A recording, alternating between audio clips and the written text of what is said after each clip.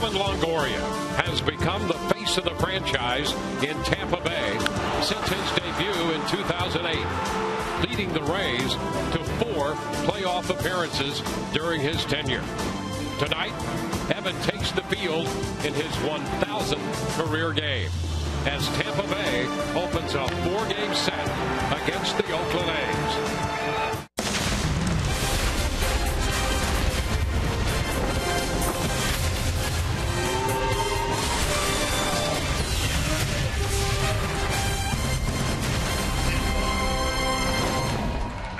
Tonight at Tropicana Field, the Rays return home to begin a 7-game stand. And the first of 2 teams in will be the Oakland Athletics. This is game 1 of the 4-game series between the Rays and the A's. Good evening, everyone, and welcome to Rays Baseball with Brian Anderson. I'm Dwayne Statz. Great to have you aboard. Well, the Oakland A's are in town, and they are a team full of surprises. One, surprising at how they've struggled this year, and a very pleasant surprise in that the former Ray, Stephen Vogt, is doing so well and really making a wreck of American League pitching, all on a special night for Evan Longoria, who reaches a personal milestone. Well, listen, you look at Stephen Vogt, number 1. He is one of the offensive leaders for this Oakland A ball club. Absolutely has been destroying the baseball through the first quarter of the season. As you can see, 9 home runs, 30 runs driven in. He's shown the ability to take a walk, that on base at .413, as his batting average right now sits at .307. And you can see most of the damage by Stephen Vogt to the right side. So you will see the Rays defend him aggressively with the shift. They got to keep the ball in the yard against him, though. And Evan Longoria, like you said, Dwayne, this is game number 1,000. I'm going to tell you something. That has been a quick 1,000 games for Evan Longoria with some gaudy numbers. 188 home runs, 653 driven in, has won a couple of gold gloves. And you know, 1,000 out of the way tonight. Starting tomorrow, he'll look to be making the next 1,000 even better. There is Evan Longoria. He has been, since 2008, the center not only of the lineup, but an anchor at third base and the go-to man for the Rays in their run of success through those years. Many have thought over the past few seasons that the Rays and the A's in some way a mirror image of each other. Nothing could be further from the truth when it comes to defense this year, and Todd Callis will take a look at the striking difference between these 2 teams this year defensively.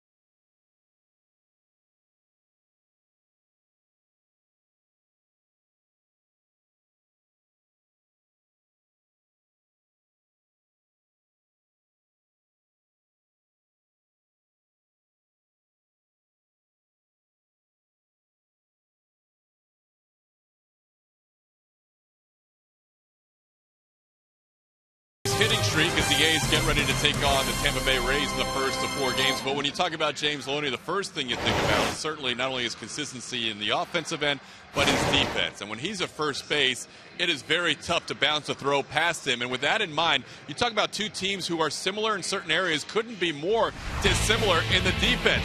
Here's the Oakland A's with 44 errors, the most in the American League.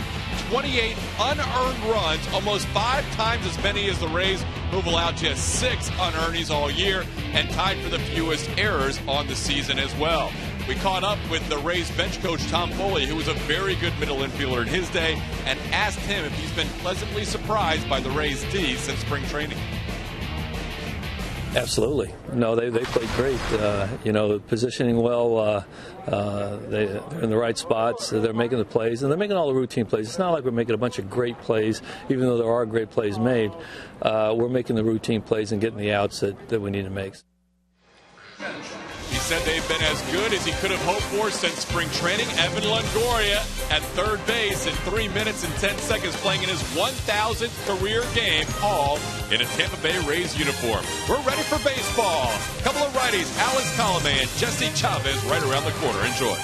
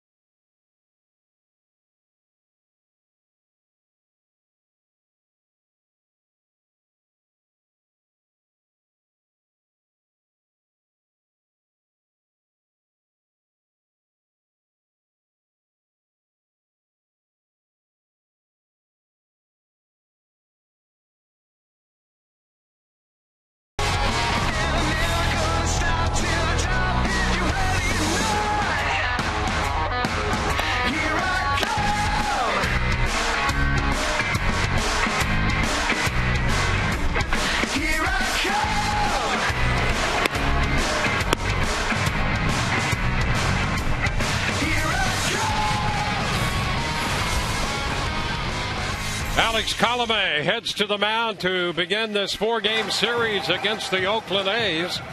It will be his 5th start. He has had 2 impressive starts. In the last 2, he has struggled, and he's trying to find the proper track here tonight against this lineup presented by your Southern Ford dealers. Billy Burns will lead it off for Oakland in center field, followed by Marcus Semien. Josh Reddick is at right, Billy Butler the DH, and Stephen Vogt off to a sizzling start will do the catching. Max Muncy's at first, Brent Laurie, the former Blue Jay, down at third. Former Ray Sam Fold in there, he'll hit 8th and play left field, and Eric Sogard is at second base, batting 9th.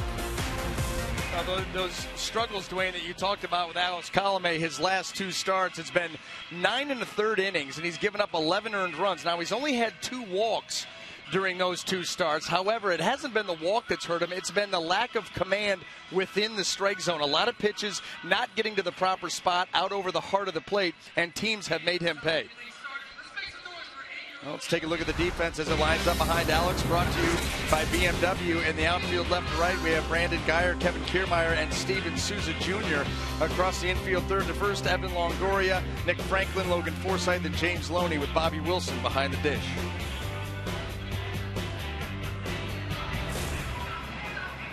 And Evan Longoria down there at third base, playing in game number 1,000 in a Rays uniform. Chatting with the crew chief and veteran umpire right there, Joe West. Well, that means, you know what that means? That means Joe West on Sunday getaway day, at least getaway day for the Oakland A's. He'll be ready to get the teams in and out.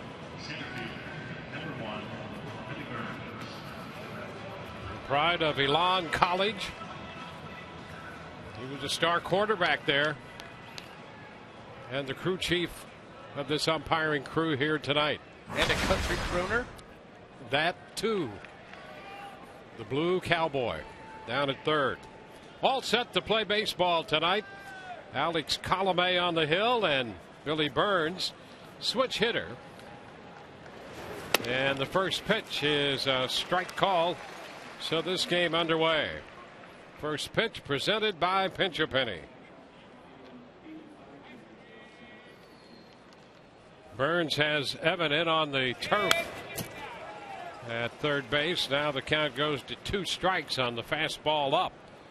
That went in around 94, and he fouled it back. And you see what that does to Evan Longoria as he goes back and takes his normal position, figuring the threat of the bunt no longer there with the 2 strikes.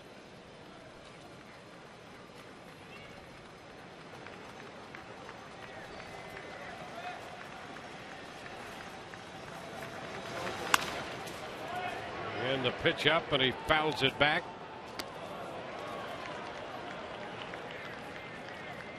Marcus Semien is on deck. Burns, the switch hitter, natural right-handed hitter.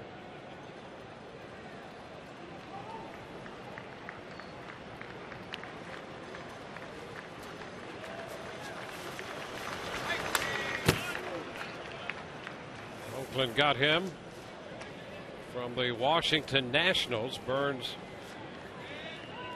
just a handful of days of major league time coming into this season. Was in 13 games last year for Oakland.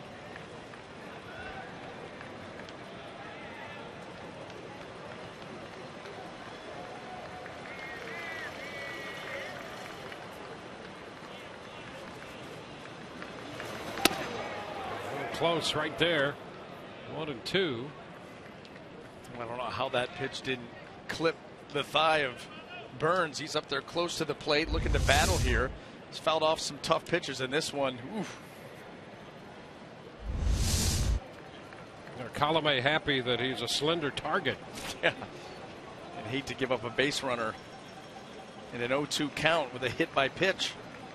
And he is a threat to steal when he gets on. That's a foul ball. Winds up in front of the plate, but contact before. Still 1-2. How about the 3 different swings that Burns has shown us already as he got down to 2 strikes? Fastball up, just a quick little jab at it to foul it off. Then he's way out in front of a changeup, able to foul it off. They're just kind of slapping down on a breaking ball. This guy has shown already the ability to battle and lengthen at bats.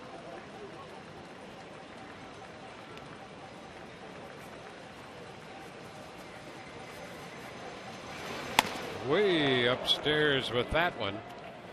It's 2-2. Bobby Wilson wanted the pitch up. He got up out of his crouch, had the glove high, raised as a starting staff, as a bullpen. They love the elevated heater. That one just way too much.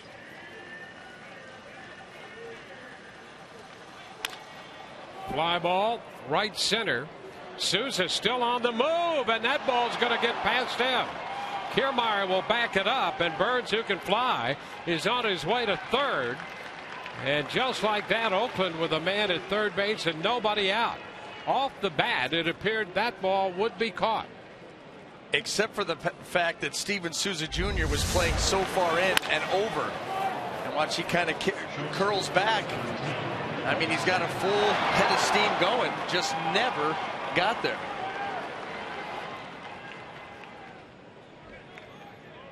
A lot of hang time on that one. And Burns winds up at third with a 3-base hit.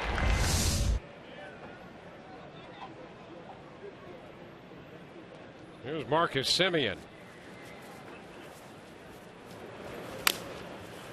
And a little foul ball, strike one. That at bat was a microcosm of what has plagued Colomé the last couple times out. He got out in front of this hitter. The at bat was extended, and the next thing you know, the hitter's at third base. Yeah, a tough way to start a game. I mean, you got to bear down here. You almost have to concede that run and just pitch to get outs. Fly ball, center field.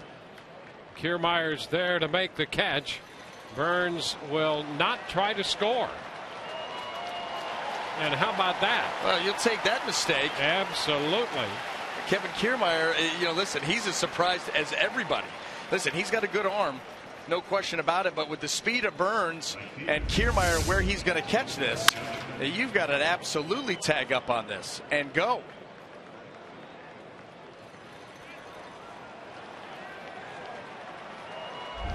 Burns erring on the side of caution there.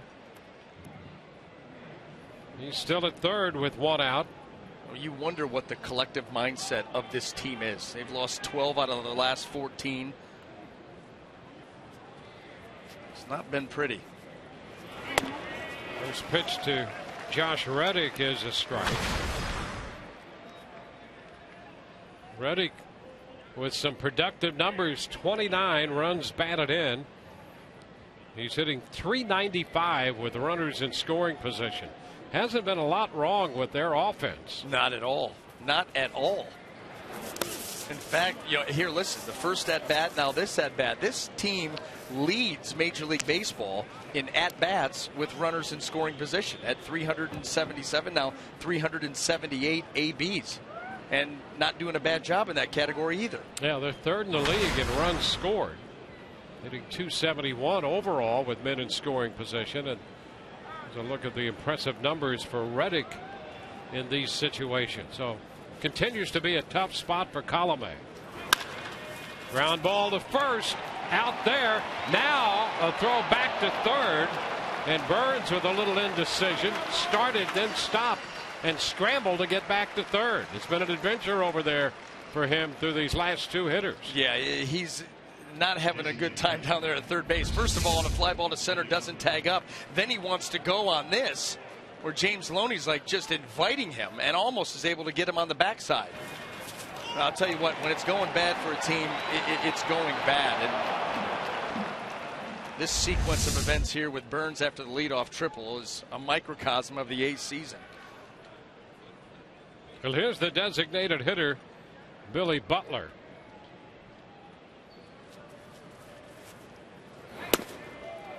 Lays off that first pitch away. The key for Alex Colomé, don't let him off the hook. Do not let him off the hook. Listen, Billy Butler's not an easy out, but bear down here and get yourself out of this jam. And often getting that third out has been an issue for Colomé. Absolutely. And you look at Alex Colomé with 2 outs. You got a batting average against him up near 400. All 4 home runs that he's given up and 10 runs batted in have come with 2 outs. You wonder about the concentration level.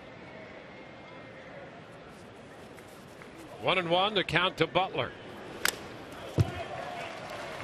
Ball 2 strikes. Butler a little piece of that one. Billy Butler is such a good all-around solid hitter. One of the few right-handed hitters that has that James Loney type ability to use the whole field pretty easily.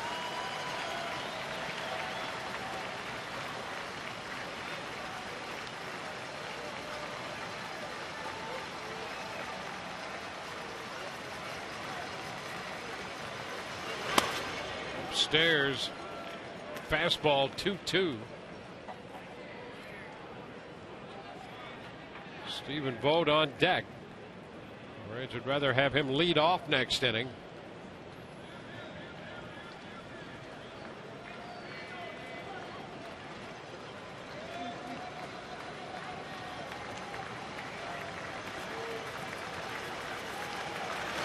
Ground ball, third base. Longoria makes the throw to first.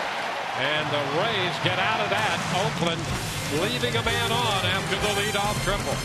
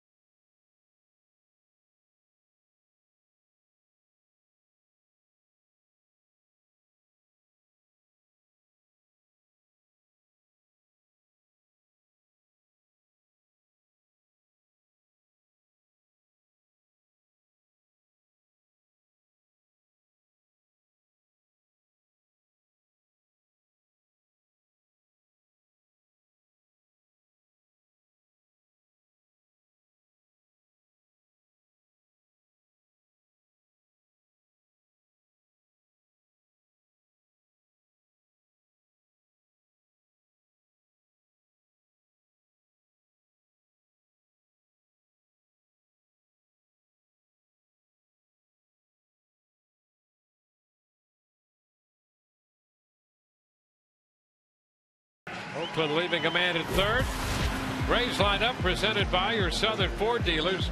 Kevin Kiermaier leads off, followed by Steven Souza Jr. and then Evan Longoria. James Loney, Logan Forsythe, and David DeJesus, the heart of the order. Brandon Guyer hits seventh in front of Nick Franklin, and then Bobby Wilson, the catcher. Well, taking the mound tonight for the Oakland A's is going to be right-hander Jesse Chavez.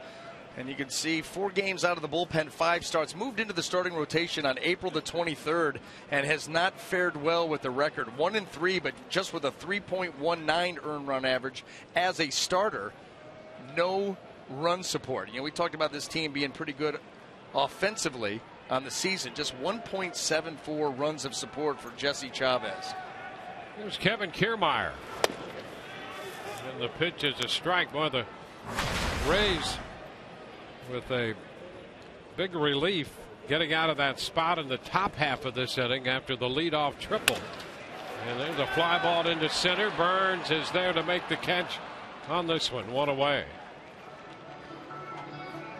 Let's take a look at the Oakland defense as it lines up tonight. Brought to you by BMW. In the outfield left to right, we have Sam Fuld, Billy Burns, and Josh Reddick. Across the infield third to first, Brett Laurie, Marcus Simeon, Eric Sogard, and Max Muncy, with Stephen Vogt behind the plate.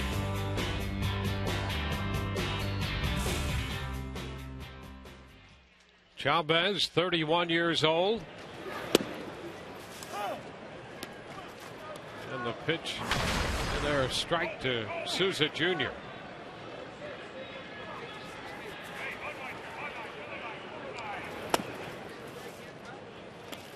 Pitch away, and it's 1-1. Well, that Oakland A's offense, realizing who was on the mound for them tonight, said, listen, we can't score early for this guy, so take a golden opportunity and flush it down the toilet. Yeah, that really seemed to be a case where a team has been struggling the way they have, and they really second-guessed themselves, thought themselves out of a run right there. 2-2 as Souza fouls it back. Jesse Chavez, a lot of fastballs in some variation, some sink, some four seam, cutters. Uses it a ton. And that ball, a strike call, gets away from Vogt. And down to first base goes Souza. How about that? This has been something that has plagued this team all season long, not catching the baseball when you have to. This is strike 3 call. And Stephen Vogt right off the end of the glove and back to the screen. When you see a hitter reach in that circumstance, it's usually either on a pitch in the dirt or a swing and a miss. A called third strike, you very seldom see that. And here's Evan Longoria. Big cut right there. Evan unloading on that first pitch, strike 1. Wants to start off the 1,000th game in style.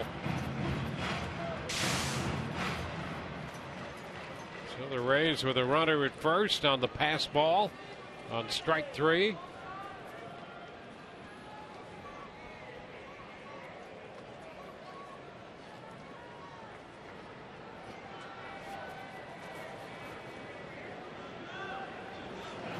Over to first, and Souza is back in.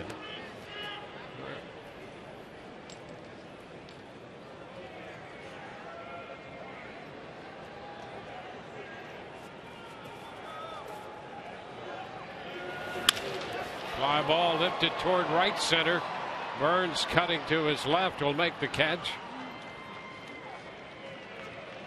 2 gone, and back to first goes Souza Jr. First baseman, number 21, James Loney.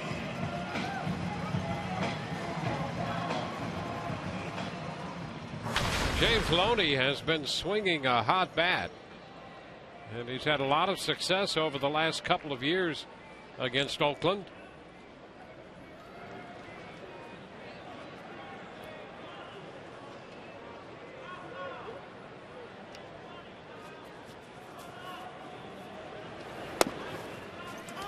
Takes a fastball for a strike. A 7-game hitting streak for Loney. And not coming cheap. 458. Pitch coming in on him as he fouls it. 0-2. Listen, if the way that you attack James Loney is you have to make him uncomfortable, and by making him uncomfortable, you've got to move the ball around the zone. You can't stay on one half of the plate or at one speed.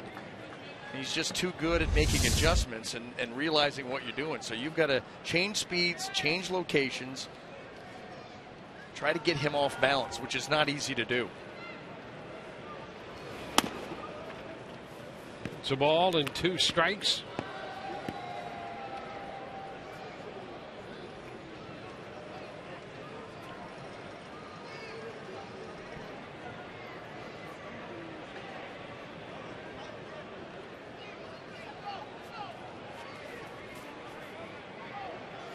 Now a move. Souza Jr.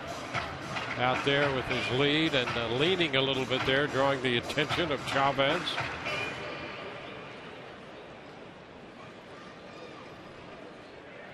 Rays starting the night tied with New York atop the AL East. Yankees do not play, so the Rays tonight have an opportunity to move into first place all alone with a win here over Oakland.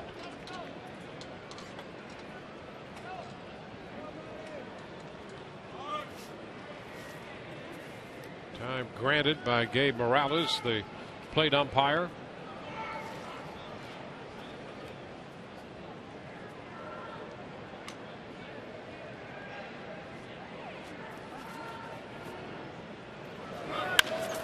There's a soft liner into left, and that will not be caught. Fold laying out, coming straight in. The ball popped away from him, but not far enough to give the Rays any more than a 1-base advance.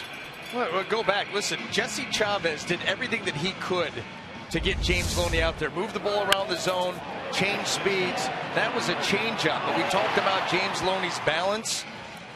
He's able to flip it out there. Sam Fold trying to take it away from him. Had to put himself in position to do that. But that ball rolled right up the thumb of the glove. And it will get Logan Forsythe up here with men at first and second. The pitch is away. You know, if Sam Folds in a Rays uniform, he makes that catch. Yep. In an Oakland uniform this year, Yeah, and maybe a couple of months from now he makes that catch even in an Oakland uniform. Fly ball back into center, and Burns is there to make the catch. He takes care of all 3 putouts as the Rays lead 2, do not score.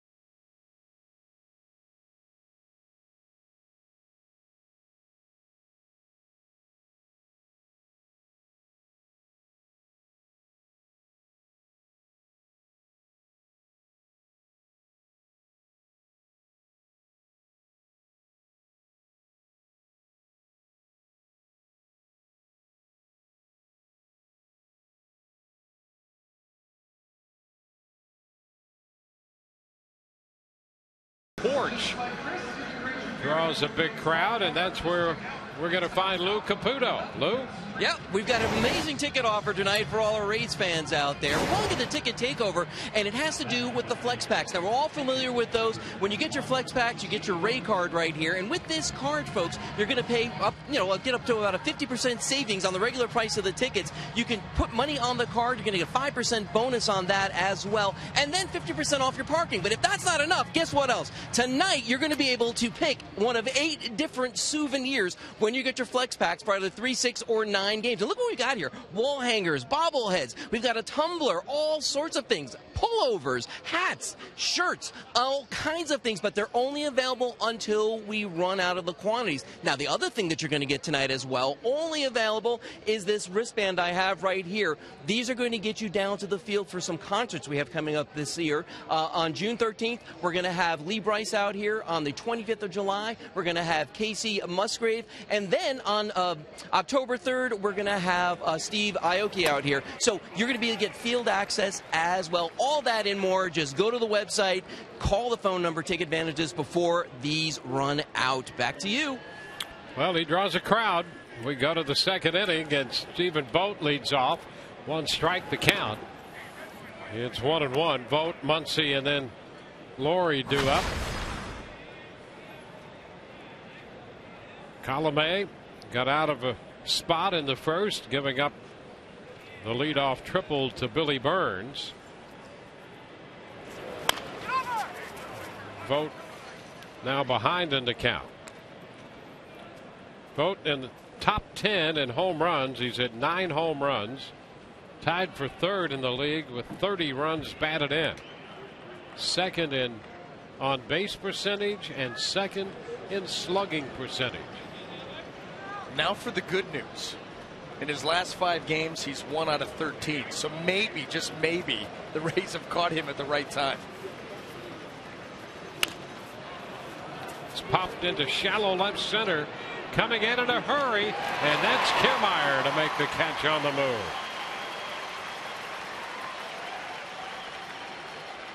Kiermaier covering a lot of ground on that high, shallow pop. Now that's the one benefit of having him out there on those in-between plays where maybe going to be tough for a middle infielder with the angle to go back. You can see Nick Franklin getting turned around, and he's just going to concede to Kiermaier and his speed. Oh, cheat. Got all the defensive setups out there for these guys. Either that or that's the flex pack card that Lou was talking about. Kevin Kiermaier even has one. 1-0 the count here on Muncy. Strike on the inner part. Muncy with a couple of home runs, hitting .286.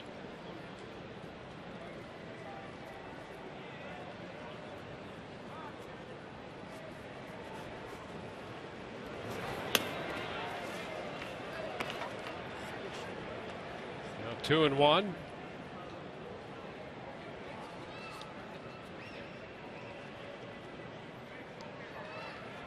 Muncy up from Nashville. He's hitting .293 there. Popped up. This time it's Geyer coming in from left. These Rays middle infielders want no part of those pop-ups. They're just going back like, okay, Geyer, Kiermaier, where are you, baby? Well, they go back there to cheer him on. Support Keep system. coming. There's a good support system in place here for the Rays. You see where the alignment is. It doesn't lend itself to pop-up priority, and that's where Geyer comes into play. Did you see Franklin going out there? He didn't see it. He was still trying to find that ball in the roof. That's why all converge and hope one of the three does find it. Brett Lawrie taking that big cut and fouling it away. Remember him from the Toronto Blue Jays. He is all action. How could we forget? The man in motion. I mean, really, one of the most high energy players you will find. In fact, sometimes that high energy almost can take it a little bit too far. But he is definitely a man moving.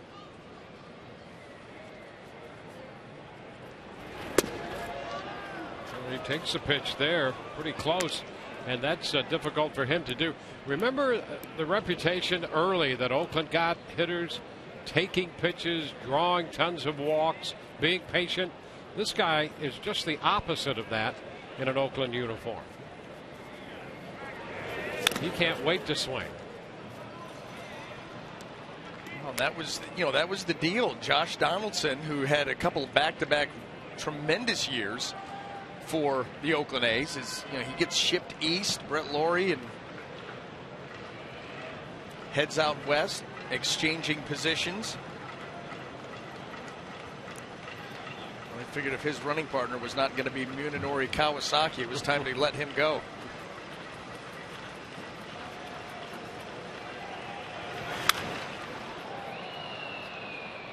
It's out of play, and so the count holds at a ball and 2 strikes. Yeah, Lawrie just one of those guys who cannot sit still, can't stand still. Always something going on.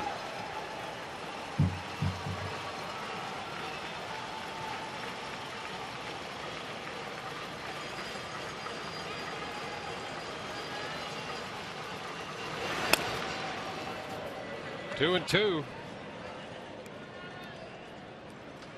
2 outs in the second inning as Colomé tries to finish off this frame.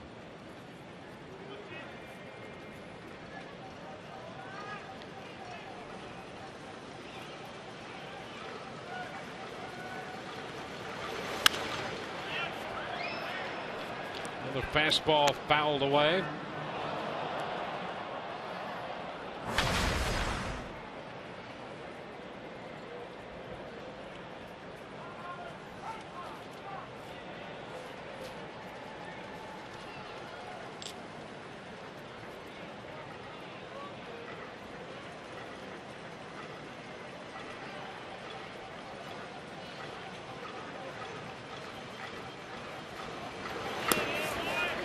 And a full count.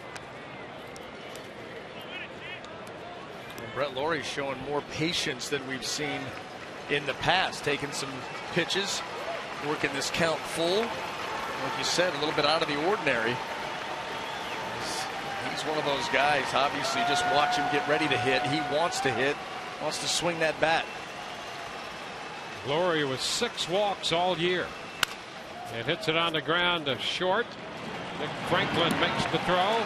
Laurie's out of there. And it's 1-2-3. Bottom of inning 2 coming. No score.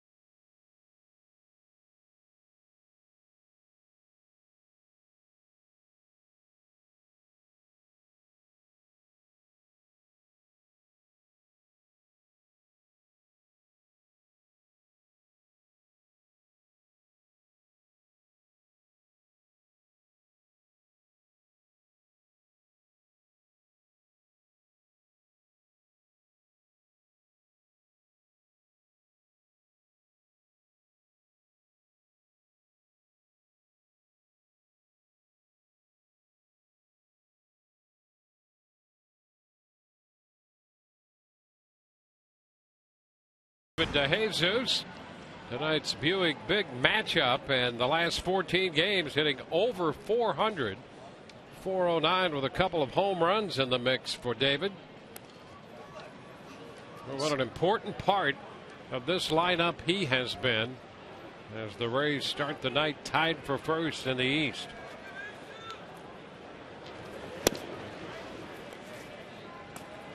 You know, and some of these young hitters in this Rays lineup, such a good example that DeJesus sets, that James Loney sets, working an at bat, having a plan when you go to the plate.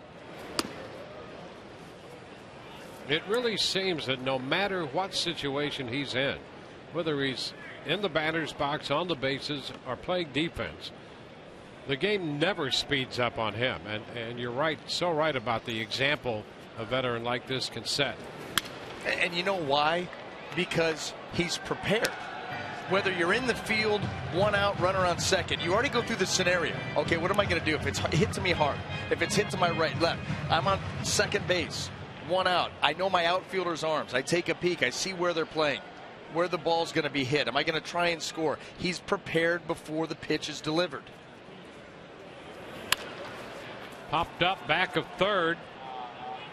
It's Laurie near the line now. Sam Fold in foul territory makes the catch. Did you see Brett Laurie on the peel off? Oh, he's running down there as Sam Fold's running in, and borderline pirouette. He's the man in motion. He wants to make the catch, gets called off. I mean, he's sliding and rolling and jumping around all the time, having nothing to do with the play. It's beautiful.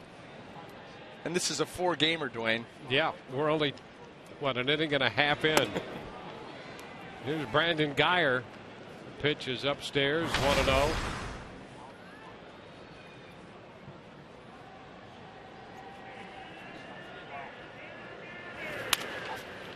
It's foul out of play. I'll tell you what, if you're having trouble sleeping, you come to the ballpark and watch him. Don't watch anybody else. Just watch him. You'll go home and go right to sleep. You'll be so tired just from watching it. Trying to keep up. Yeah, look at that. Okay. Moving, moving, moving. 2 balls and a strike.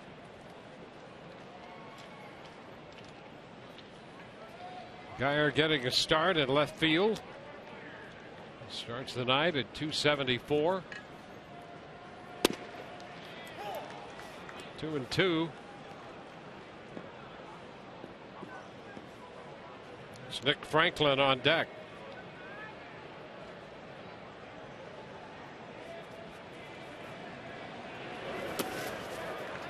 Geyer is out number 2 and the second strikeout. Just a reminder in the game tonight and all season long, Tires Plus donates $100 to the Pediatric Cancer Foundation for every Tampa Bay Rays home run televised on Sun Sports.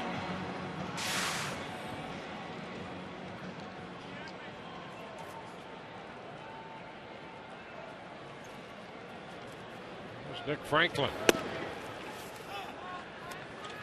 He takes a strike.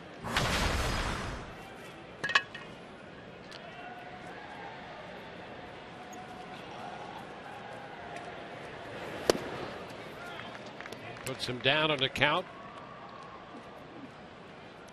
0-2.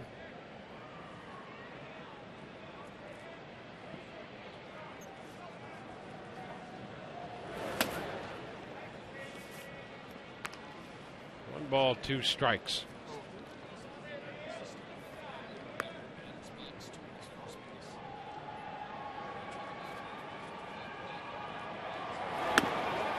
He is out on strikes.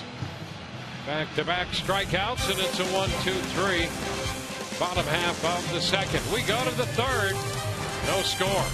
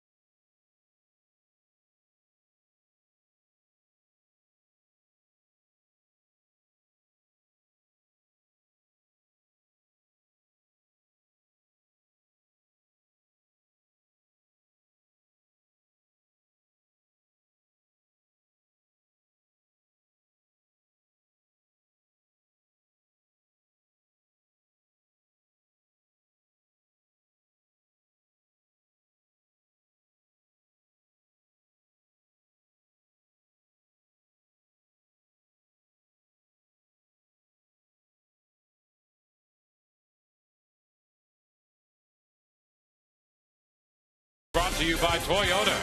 Let's go places. By Morgan Auto Group.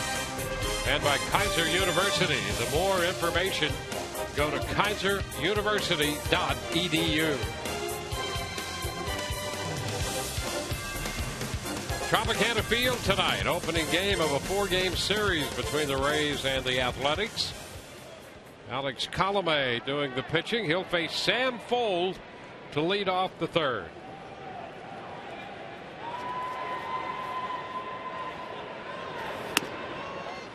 And there is ball 1. Sam hitting 200. He got off to a torrid start this year. Was red hot and has cooled to the point where the average is now right at 200. He's gone 3 for his last 46. Boy, the way that a streak like that wears on you mentally, wondering when that next hit is going to come, and will it be a week from now? I mean, 3 for 46. 2-1. I tell you, you've got to be mentally tough to play this game. A game that is built around the concept of failure.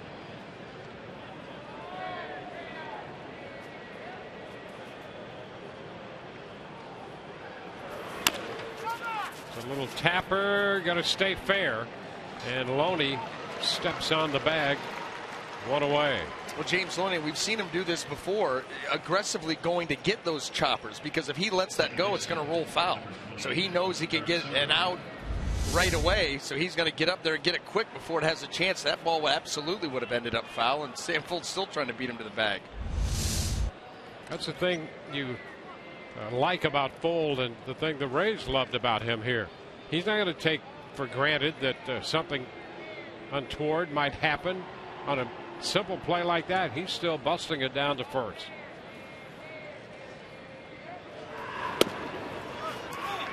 Eric Sogard takes the first pitch strike.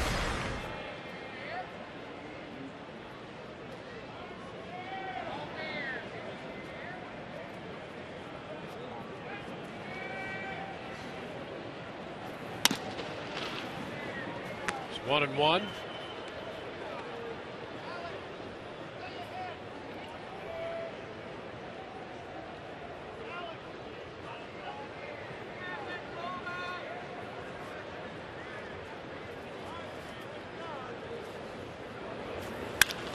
Line drive, and there's a base hit over Forsythe's head into right. Sogard is aboard. Center fielder, Billy Burns. One out single. Well, a changeup that stays up. Easy to recognize for Eric Sogard, and he's right on it.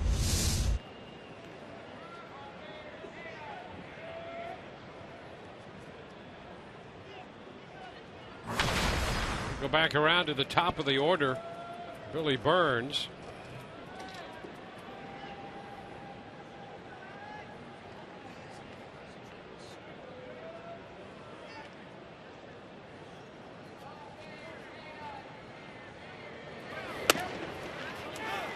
There's an opening strike from Colomé.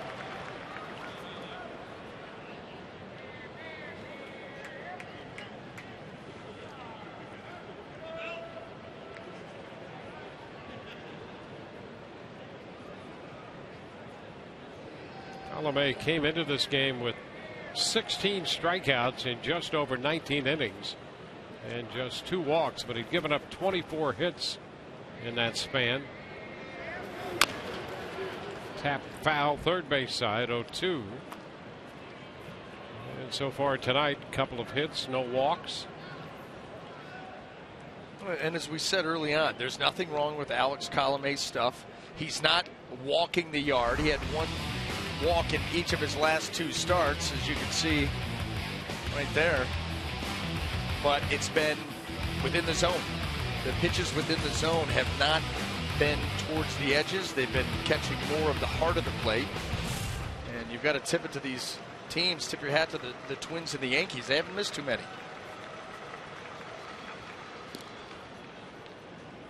Keeping an eye on Sogard. And the thing about this Oakland club, they come in 14-28, but they can score runs, and so you have to bear down throughout their lineup.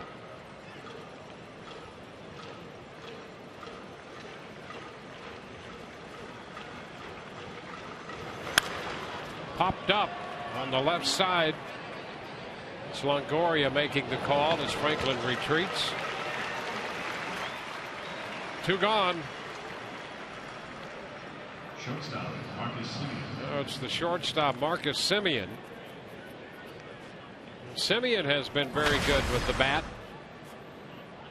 He went out to Kiermaier in center field with a fly ball his first time. He's trying to be a good plus-minus guy because been very good with the bat, been not very good with the glove. If you have more errors than runs batted in, not a good sign. He has 16 errors and 15 runs batted in. He has more errors than the Rays. Yeah, the Rays, you're absolutely right. The Rays have committed 15. And you talk about a mental grind. Yes. When you're into early or mid-May playing shortstop with already 16 errors, I mean, mentally, you've got to be completely frazzled. No, Ron Washington, the former manager, joining this club to do some pregame work just to try to settle down their defense. And Semien is the focus of his visits. Will be. Strike two. Look where that front hip was going, bailing out up the third base line. That was a slider down and away. No wonder that was the reaction of Semien. Not put himself in a position.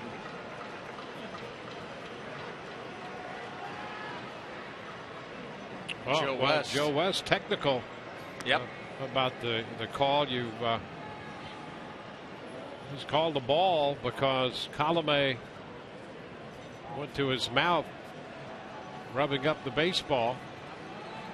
We got to make sure that. Take a look here. Let's see. There's what Joe West saw.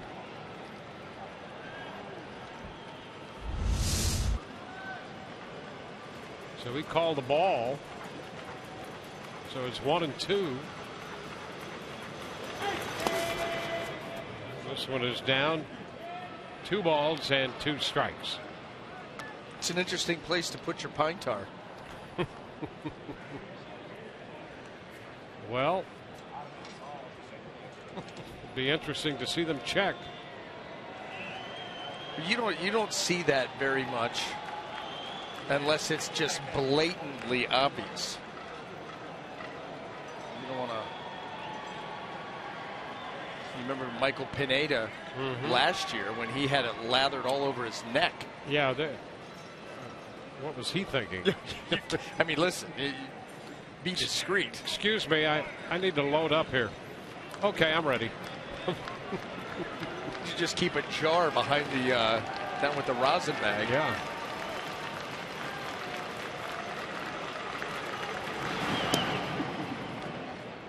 Sogard, the runner at first.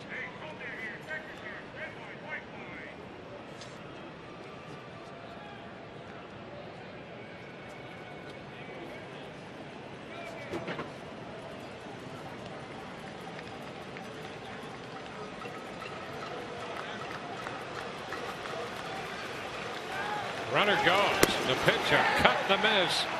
Semien out on strikes. Oakland out in the third. We have no score.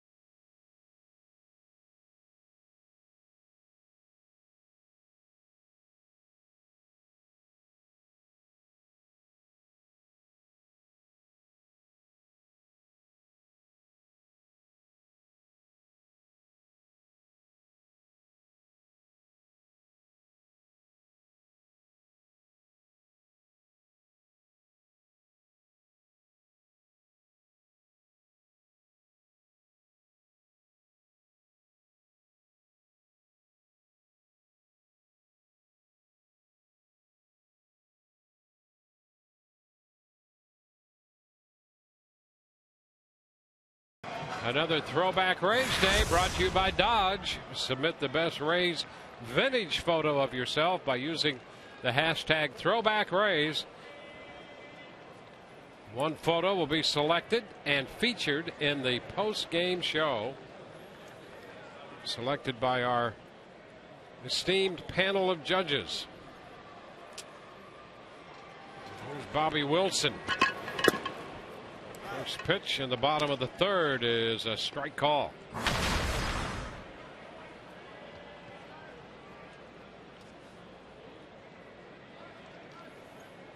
Rays facing Jesse Chavez tonight. He'll be 32 years old in August. And he has a Rays connection. A lot of these A's do. Wilson down to third, diving stop by Laurie. High throw, and Wilson is out.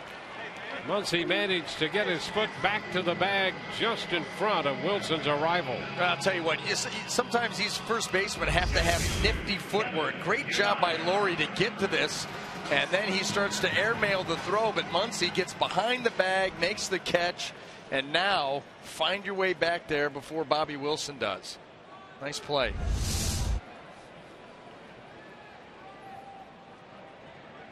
Always something.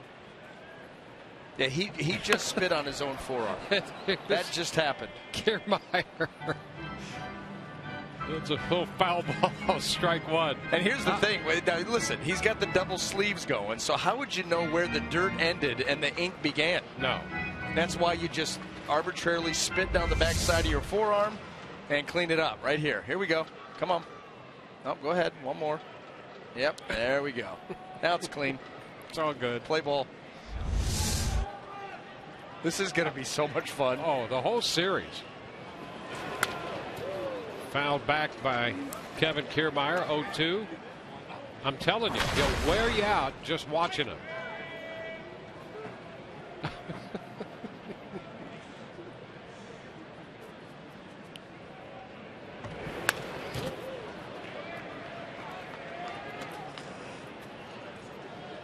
Souza Jr. next. Kiermaier behind in the count. Souza reached his first time on a strikeout and a pass ball.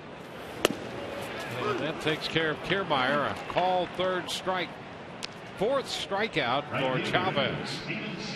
Well, this is all about product placement by Jesse Chavez. You talk about locking a guy up on a heater. You know, so often hitters are looking out over the plate with two strikes. Boy, that's perfectly placed.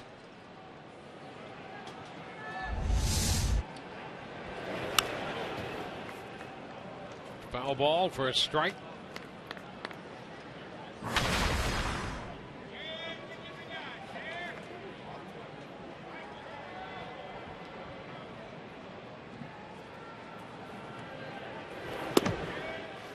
Off the plate, down and away. Breaking pitch.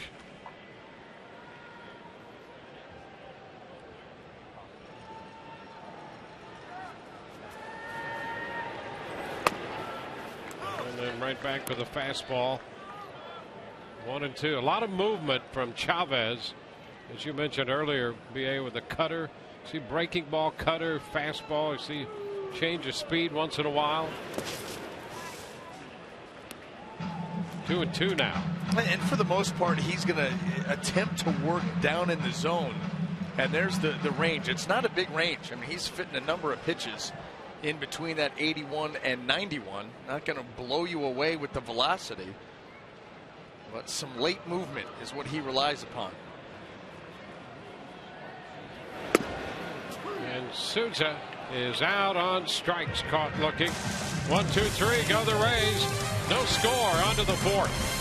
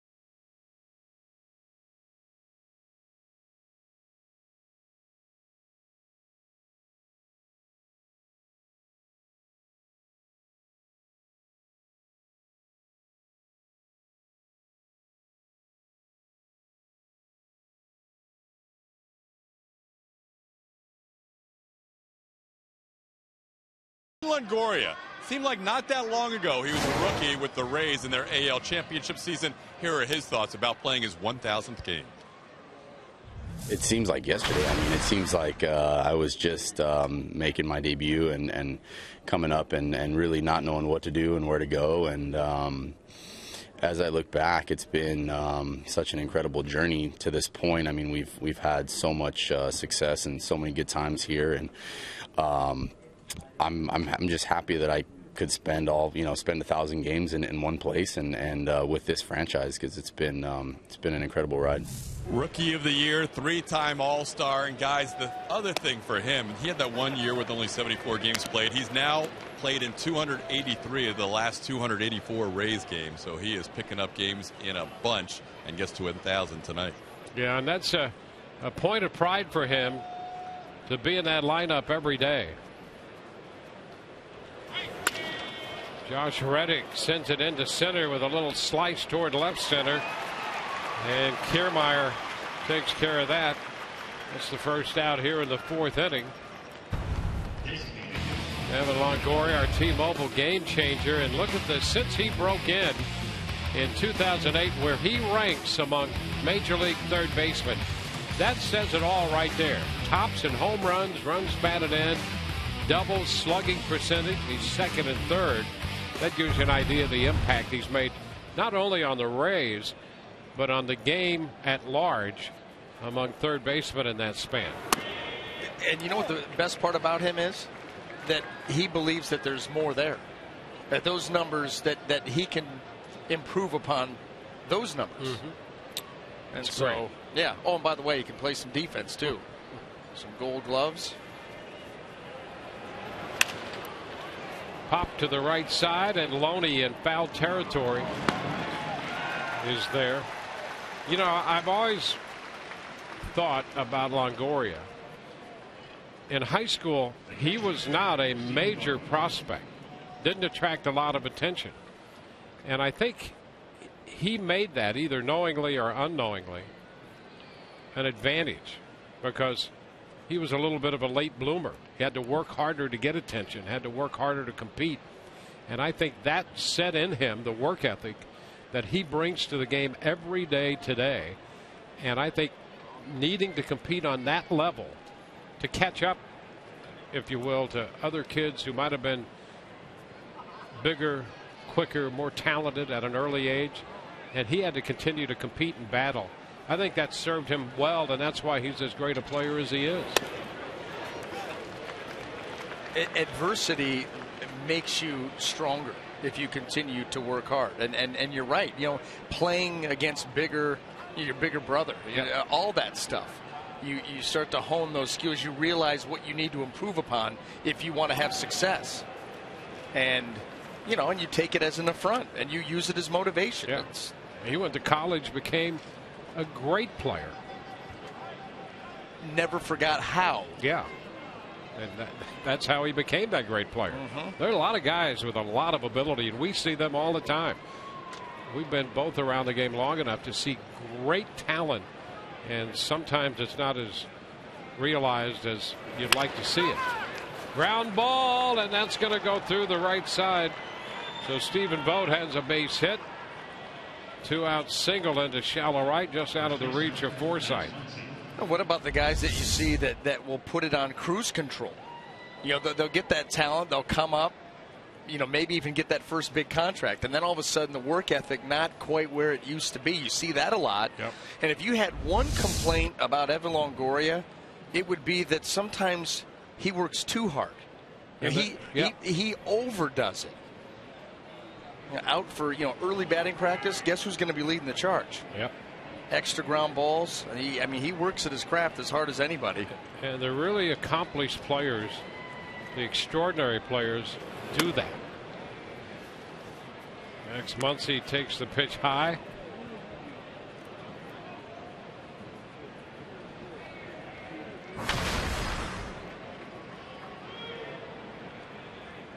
A ball, no strikes.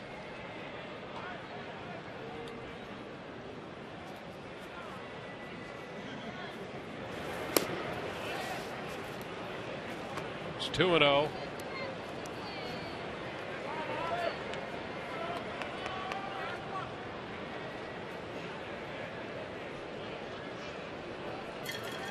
Oakland now has 3 hits off column A.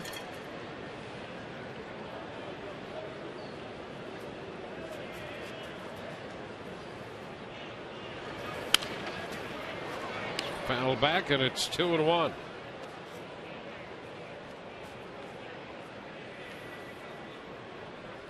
The on deck hitter, Brett Lawrie.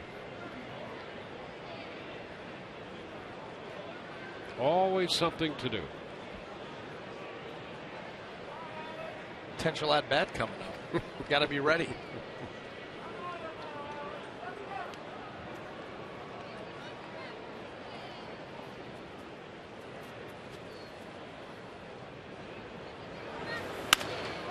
That will be out of play. So column A is a pitch away from getting out of the 4th. Had to work around a leadoff triple by Billy Burns to start this game. And some indecision hurt Oakland in that inning, working to the advantage of the Rays.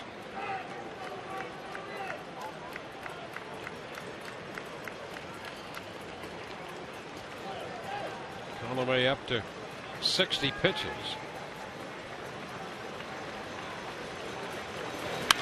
Muncy again fouls this one down the left side and into the seats. That seemed to give, Alex Colomé a boost. So I'm going to tell you, him going out there to start this game, coming off of his last 2 starts, he gives up a leadoff triple, and if it's quickly 1-0, you wonder where the mindset starts to go. But all of a sudden, he's able to get out of that. He showed some emotion at the end of that inning, getting the 3rd out as he came off the field, and is starting to put together a very solid outing. When he came out of that game in Minnesota after 3 1/3, he was not a happy camper. He was not happy with the situation he found himself in, and the fact that he had to leave that game. 3 1/3, 6 hits. He'd hit a man, gave up 3 runs, also walked a man. Not the kind of outing that he was looking for, trying to bounce back from that tough outing against the Yankees. So he does have a little something extra, I think, to try to make a point here with this start.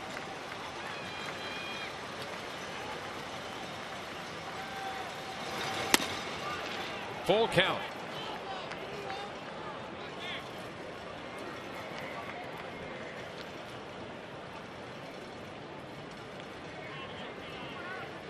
Got to get back in the zone here. Vogt off and running.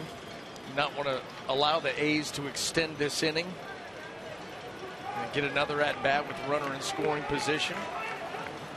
But this is where Alex has typically been very good. When it comes time to make a pitch, makes it a whole lot more than he doesn't. Runner goes, and Muncy continues this battle by fouling that pitch back. And Muncy, coming off their series over in Houston, he was 3 for 6, hit a home run in that series, had some good at bats, and he's got a battle going with Colomé here. And Alex could learn something from that last pitch. That was ball 4. That ball was up and away. Muncy wants to swing the bat, and obviously will go outside of the zone, so just get it close.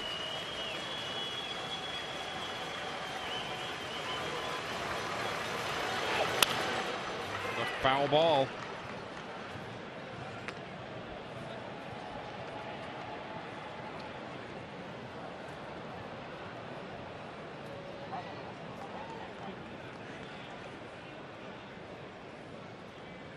So this will turn out to be at least a 10-pitch at bat. Once these 2 home runs have both come within the last week.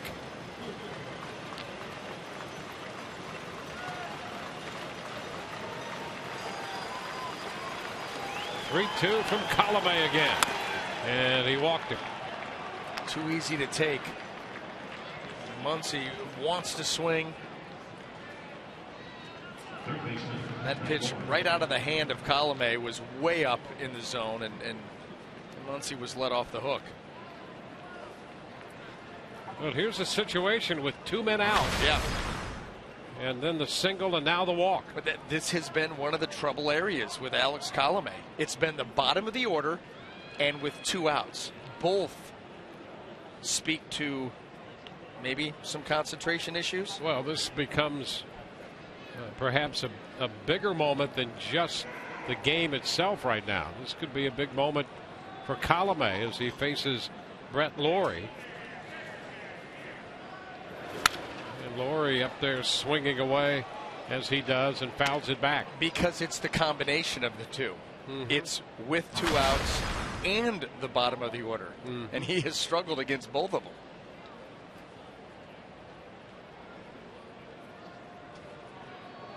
Lawrie has done his best hitting with men in scoring position.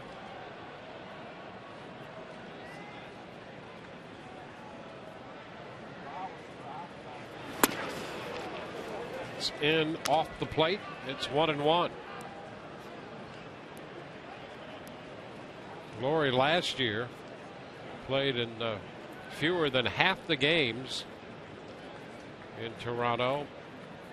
A broken finger and a strained oblique.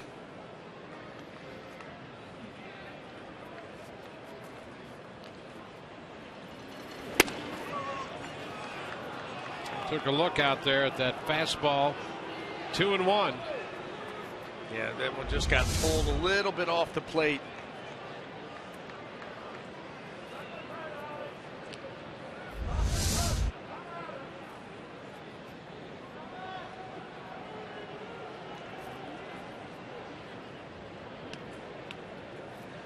Two balls and a strike. And a hop shot down to short. Gets away from Franklin. Came up on him. And the inning will continue. Ball hit hard. And Franklin could not come up with that hot shot. One hop low liner. Yeah, that ball was smoked. And it comes right up into the breadbasket of Nick Franklin. And right off the heel of the glove, off the midsection, and bounced far enough away that no one is going to have a play made on him. It's going to be ruled a hit.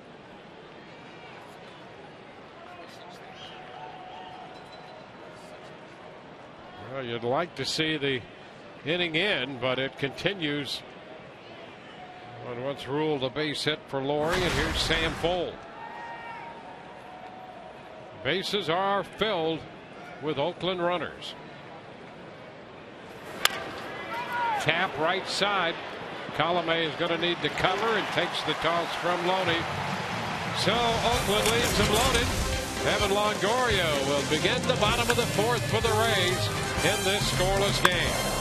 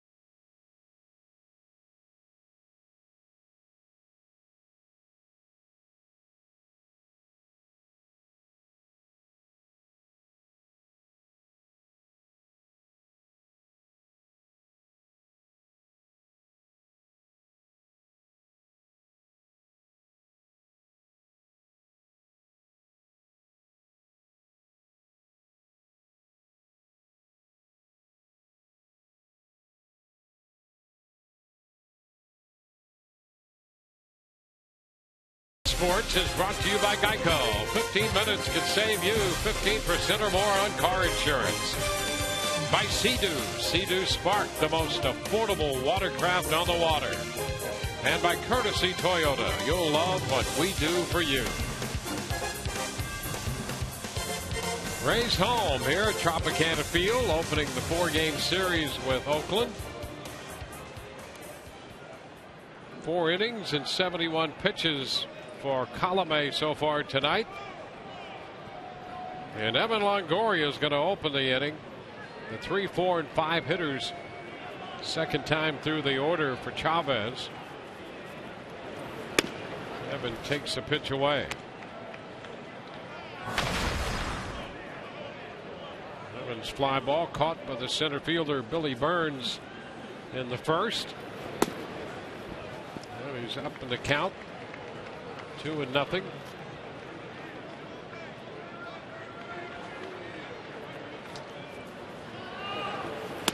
Big cut right there. He's taken a couple of those tonight. Yeah, listen, he's made it very obvious that he wants a home run in game 1000, because some of these swings he is coming unglued. 3-1. Well, he's got a great count to work with here.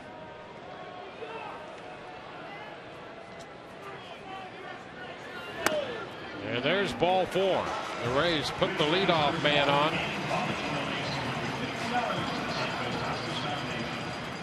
First time tonight the Rays have put the first hitter on in an inning.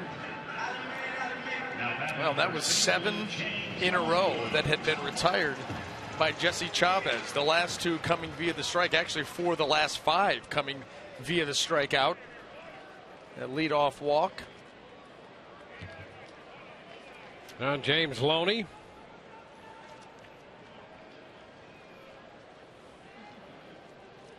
Loney had a base hit his first time. Takes a strike. Loney 2 of 7 in his career against Chavez.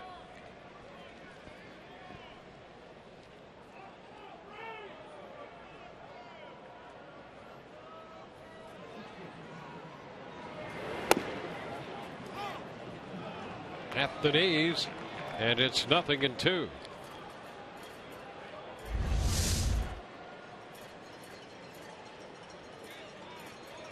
First 2 pitches, kidding me? At the kneecaps, right on the outside corner. Now coming in. 1 ball, 2 strikes.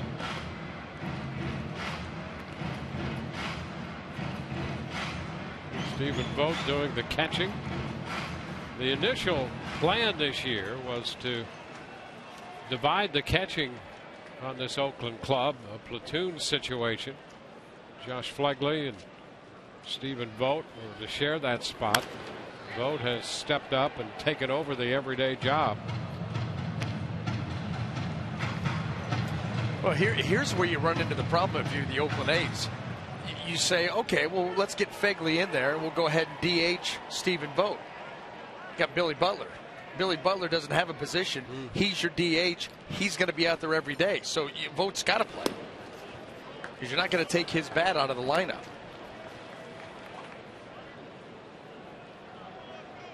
Count is 2-2 on Loney.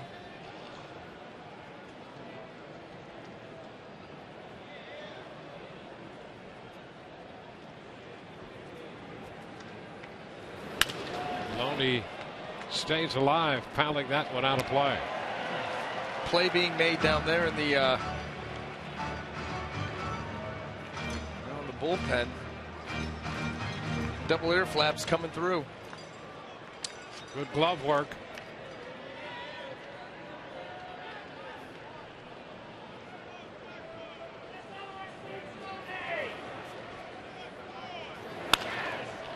It's popped into shallow right.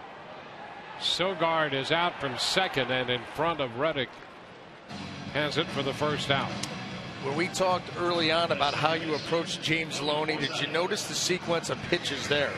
It was 2 away, 2 in, back away, and then coming back in to get the pop-up. That is how you have to approach James Loney to have any chance. And that was a well-placed sequence there by Chavez and Vogt. Now it's Logan Forsythe taking a fastball up. Logan 0 for 1.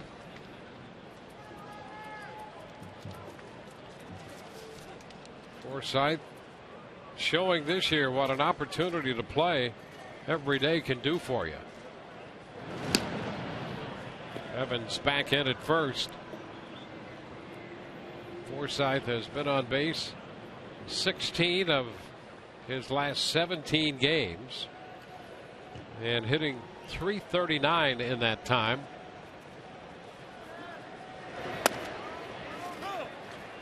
It's a strike and it's 1-1.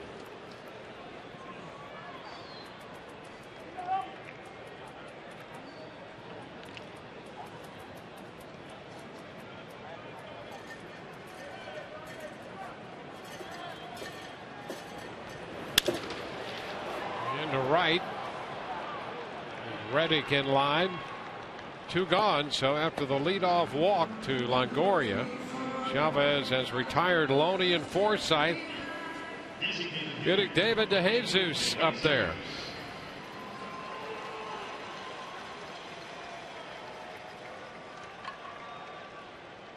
Well, Chavez can make a pitch. We have seen that. Well, he's using his whole arsenal here tonight and working both sides of the plate very effectively. Down for the most part, coming up in the zone every now and then.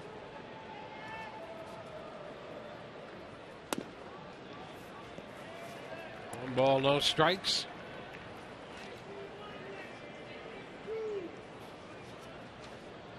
Well, now that he's moved into this starting rotation, you know, coming into the ball game today, the A's, they were 3rd in the American League in starters ERA. Yep, defense and the bullpen has been an issue. This one struck into left center field. Going to go all the way to the wall. Longoria is going to score. It's a double for DeJesus, and the Rays get on the board to make it 1-0.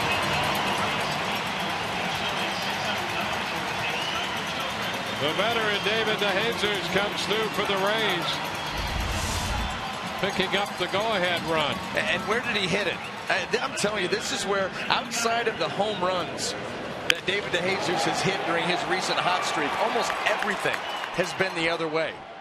And that right there, that ball was blistered into the gap in left center field. And with 2 outs running on contact, Evan Longoria is going to score easily. And David DeJesus acknowledging his teammates. So he's now in scoring position after driving in the first run of the night. Brandon Guyer is the hitter. A cut and a miss. The other thing about DeJesus, he can be a distraction on the bases as well. And if a pitcher allows him, he can divide the concentration of a pitcher out there. He's a high energy guy too, and that's exactly what he's going to try to do here. There you go. He caught his attention. That's it. That's all he's trying to do. He's already in scoring position, but if he can be active back there on second base without being reckless, Jesse Chavez all of a sudden is thinking maybe too much about DeJesus, not enough about making a pitch.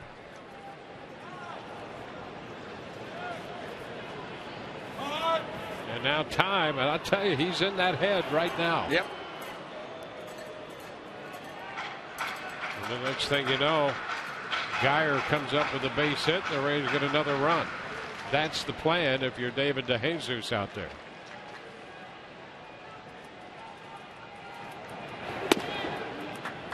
One and one. And the A's not really doing a whole lot to hold him on, so David DeJesus doesn't feel threatened. Eric Sogard will move in, and you can see him jawing back there. He's Eric Sogard right here, but not close enough. And now it's 2-0. last 2 pitches have been up a little bit.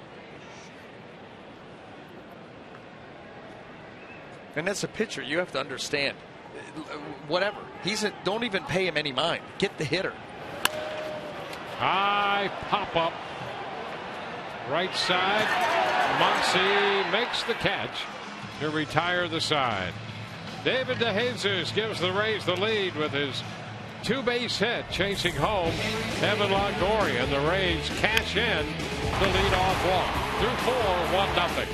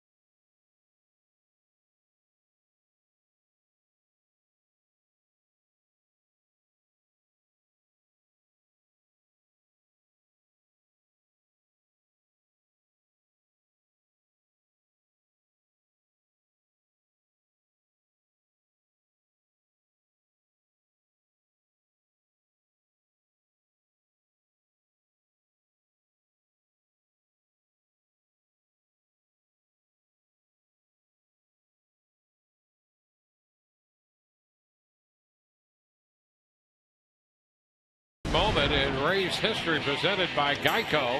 It was on this day in 2002 that Joe Kennedy tossed the first complete game for Tampa Bay since April 13th, 2001. That ended a stretch of 194 games without one.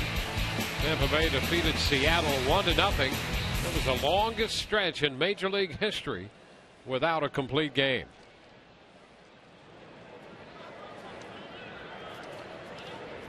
Eric Sogard leads off, the number 9 hitter, in the pitch. A good fastball in around the knees for a strike.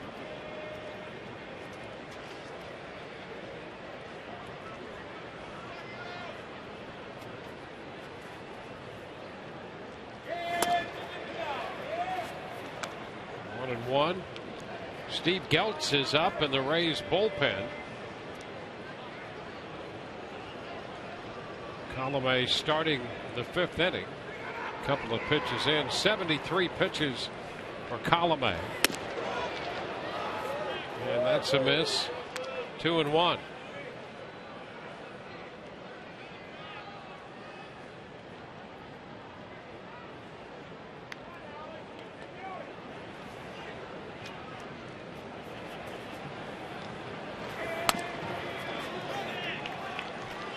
Two.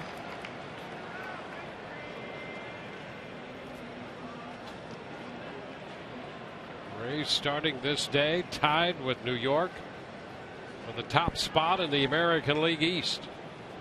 Yankees have the day off. Ooh, pretty close. Same pitch. Wow. Same pitch as right before. One a strike. That one not so much.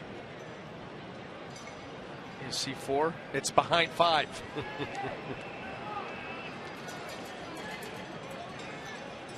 3-2. And he got him. Strike 3. How about that? Sogard a little confused. And he's called out on strikes. When you have to start to guess, one's a strike, next one's a ball, comes right back to the same spot, or very close, and now we get a strike again. That's all you're asking for is a little consistency. Well, from Colomé's perspective, 2 out of 3 ain't bad. And he got 2 of those calls down there, not the middle one, but he got the one that counted, strike 3 call. Here's the top of the order, Billy Burns, strike 1. Boy, what a difference that makes, too. Oh. You've got 1 out instead of the leadoff man on, and now facing the top of the order. In a 1-run game. Yep. That's a big call.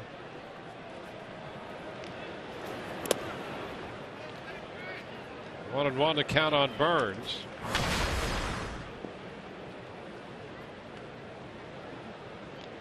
A called third strike on Sogard, the second strikeout of the game for Colomé.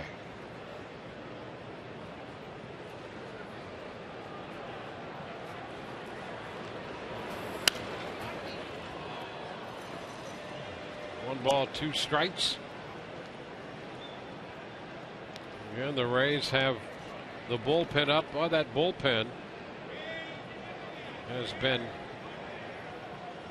busier than any other bullpen this year in the majors except the Texas Rangers.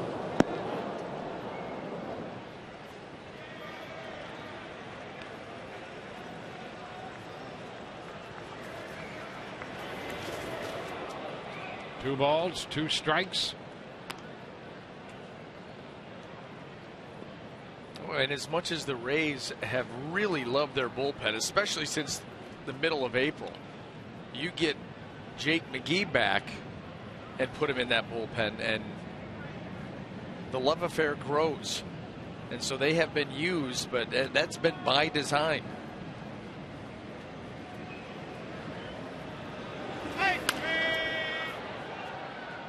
Burns keeps the at bat going with that foul ball. I'll tell you the other thing that they're thinking is, as you mentioned about the call, you know, what could have been a leadoff walk with the order coming up for the 3rd time. Alex Colomé has really struggled 3rd time through the lineup this season. And so that's why you see with nobody on base here, and the pitch count's not that out of control, that bullpen starting to loosen up.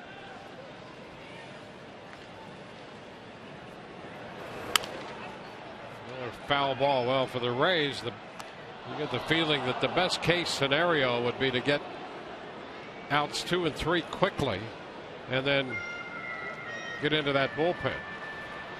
Yeah, this will be, you get these last 2 outs, and if it stays 1-0, 2-0, he's going to be out. Rays explode next inning for 4 or 5 runs. You may see him go out there for the 6th, but first things first, and that's, like you said, outs 2 and 3.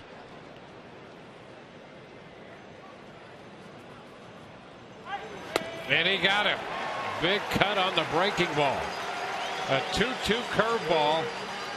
Burns is out on strikes. Well, he tried as best he could to wait on this pitch and put it in play, and he just goes down underneath it. Usually you don't see that. You see guys swing over the top of that pitch, not underneath it.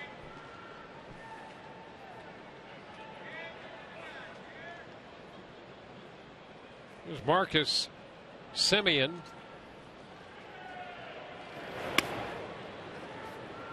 Off the plate, low and away.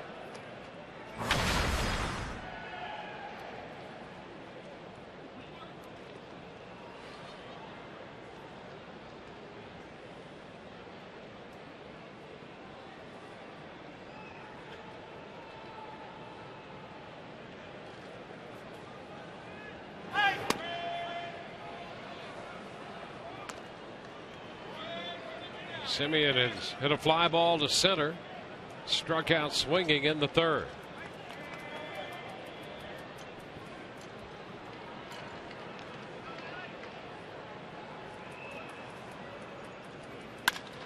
Down to first, backhanded by Loney, and what a play. That is an outstanding play by Loney.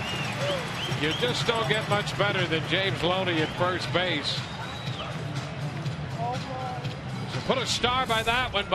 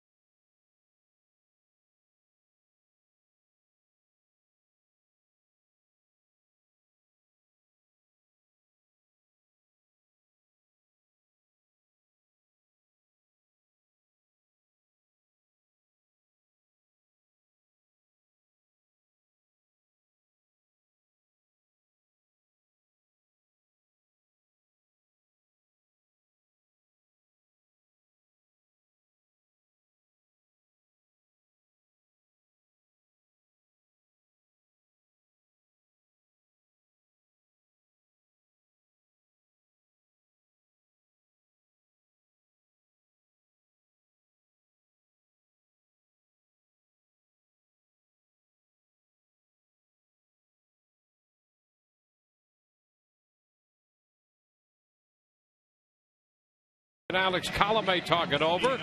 We're going to toss it out to Lou Caputo again out on the porch. Lou? Now, thanks very much. Listen, we've got an amazing ticket offer going on tonight with our Flex Packs. When you buy a Flex Pack for either a game for 3, 6, or 9 games, you're going to realize immediate savings. This whole promotion is about savings, flexibility, and rewards. You're going to save money off the price of regular tickets, off this 50% when you get your Ray card. You're going to save money when you buy your concessions because guess what? We give you a 5% bonus when you put money on the card. And on top of that, you get half off parking. Now, if that's not enough, take a look at what you're going to get here. Some souvenirs available while they last. Look at what we've got here. Tumblers, hats. We've got pullovers. Now, if you want the bobbleheads, the Longoria bobblehead or the Kiermaier over here, these are the most limited that we have. So you definitely need to go to the website or call the phone number and get your Flex Packs right now. And in addition to that, if that's not enough, folks, these magic wristbands right here, these are going to get you into the Rays Summer Concert Series for 3 of the upcoming concerts. On the 13th of June, we're going to have Lee Brice. On the 25th of July, we're going to have Casey Musgrave. And then on October 10th, we're going to have Steve Aoki out here. So all those savings are yours. Just call that phone and remember, this is limited until the end of the game. Back to you. There you have it. Nick Franklin robbed of a base hit by Eric Sogard. Sogard, a tumbling catch out there, racing into shallow right. Listen, between the ticket offer and the play by Eric Sogard, all you can say is sham wow, baby. That wraps it up. And here is Bobby Wilson, about to step in.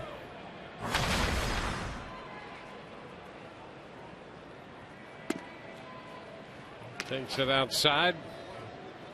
1-0.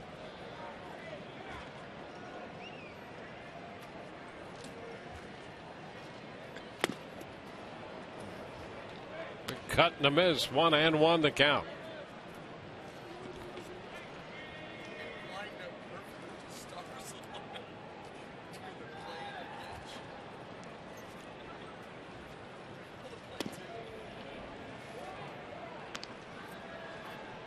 Rays got their run off Chavez in the 4th inning on the double by DeJesus, driving in Longoria.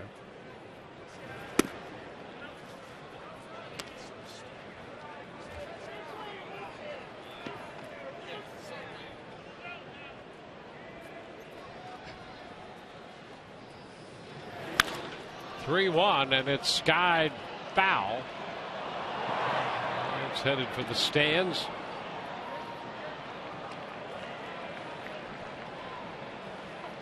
Top of the order on deck. That's Kevin Kiermaier.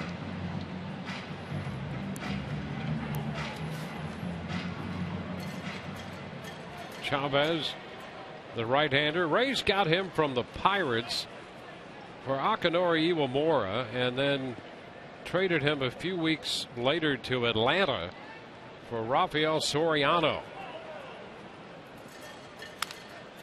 Wilson pops it up.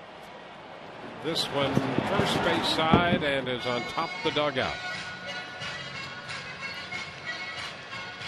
So he spent a very short time in the Rays organization. There's Sam Fuld making the start tonight. There's Sam out there in left, the former Ray. Scott Kazmir will pitch tomorrow night. Stephen Vogt doing the catching. Foul ball straight back into the upper deck. So Wilson making Chavez add to his pitch count. Jesse Hahn, a member of this team, is in the Rays organization. And Ben Zobrist, of course, not with this club. He's in a rehab assignment with Nashville, trying to get back after having some work done on his knee. So that's a pretty good roster of former Rays. Another pop-up. This one will be playable. Foul ground back of first. Muncy takes care of it. Took 2 outs. So that's at least 6 players on the Oakland roster who have a Rays connection.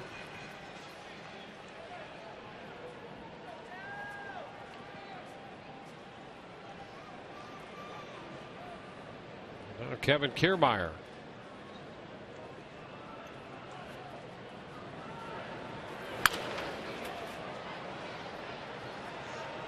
Strike one on that foul ball.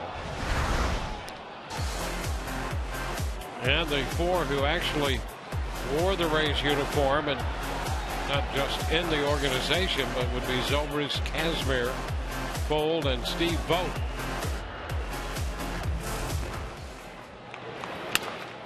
How about the turnaround of Scott Kazmir the last couple of seasons? And they're going to get a chance to see him up close and personal in this series.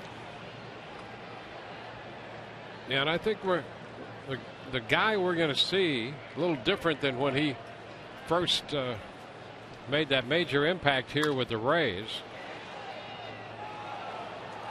He's more of a well-rounded pitcher. But he, you talk about making a comeback, and it's quite a story.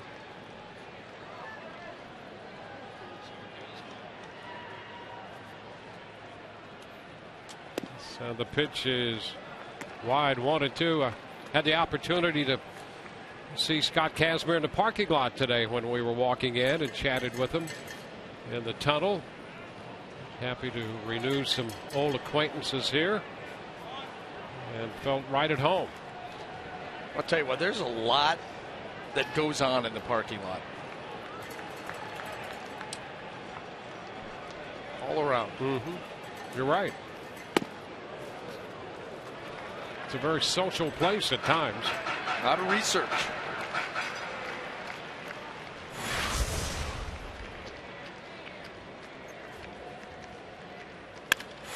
Right back through the middle. He had Chavez actually trying to get out of the way. Big turn and a base hit for Kiermaier.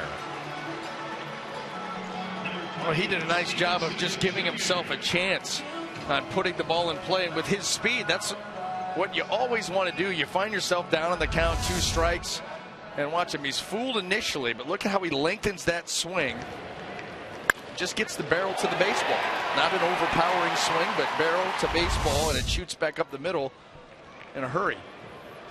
Now Steven Suzy Jr. will get his third look at Chavez.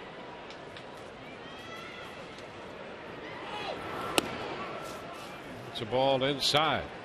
And tomorrow night it'll be Scott Kazmir and Chris Archer. And our coverage begins at 6:30. That's a great matchup. Sure is.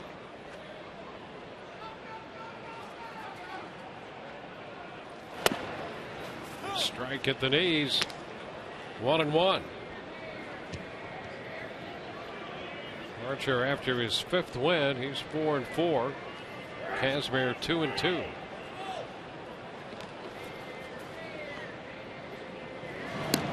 Kiermaier drawing a toss to first. Well, this would be the ideal plays for Kevin Kiermaier. If he's going to go 2 outs, try to get into scoring position, a 1-run game. Leads getting bigger and bigger.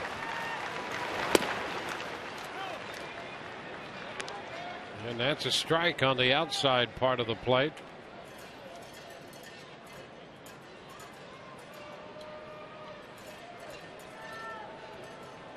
A ball, 2 strikes.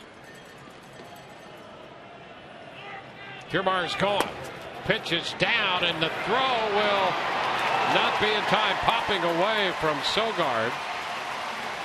Kiermaier picks up his 2nd stolen base. Boy, he was leaning too. And Jesse Chavez, I don't think he was able to see it. Look at him lean, flinch, and now he's off and running. And able to make it successfully. Vogt getting rid of this ball as quickly as he can.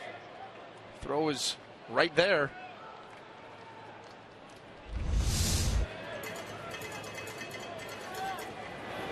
And there is strike 3 call. He went to that outside corner again.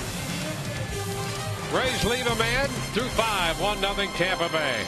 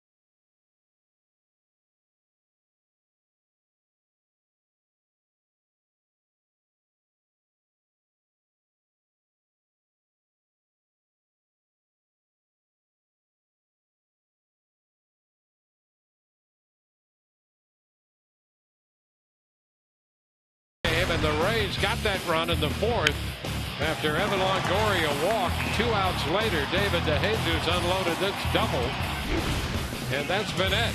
Alex Colomé giving the Rays 5 innings. Shutout baseball on 4 hits. Well, he benefited from the base running blunder in the first and then took it from there. And his night is going to be wrapped up as the Rays will now turn to Mr. Do-It-All, Steve Geltz, for the 18th time. Geltz to face Josh Reddick.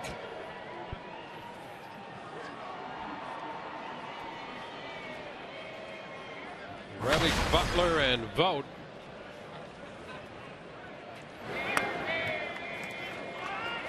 And the pitch is a strike. And Josh Reddick taking a moment here because he did not agree with that call, but Bobby Wilson, a great job of receiving that breaking ball by Geltz, and he gets the call. High fly ball. Not overly deep to center, and Kiermaier tracking it out there, waiting on it. 1 away. Yeah, Kiermaier said, I'm not too sure looking up into that roof. He had to make an adjustment and go back and make the catch on that one. You've got to pick the ball up right off the bat and, for the most part, never lose sight of it. It really blends in with the roof here at Tropicana Field. And we've seen how difficult it can be for visiting teams, especially visiting teams that don't play here very often. You see those pop-ups and fly balls get zooed a lot. Butler fouls the fastball back, and it's 0-2.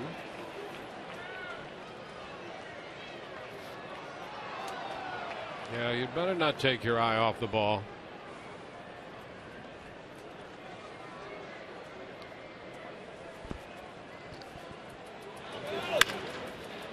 Up the right side, that's foul. Winds up out of play. So Colomé tonight works 5 innings, no runs on 4 hits. He struck out 3, walked 1. And an actual pitches made 86. He had that 1 extra pitch, a ball assessed when he went to his mouth, and that was the call that Joe West made at third. And Rick Odioso, our statistician, right on top, presented the question. The official pitch count, is it 87 or 86? Good question. An inquiring mind, Mr. Odioso. 1 ball, 2 strikes. Gotta like that. Trying to get behind the curtain. Yep. That's what it's all about. Not taking things at face value. That's right. Investigate. Tell me why. You know, tell me why. Want to know? That's true in anything. Yeah. Just don't tell me. I see that. I see the number.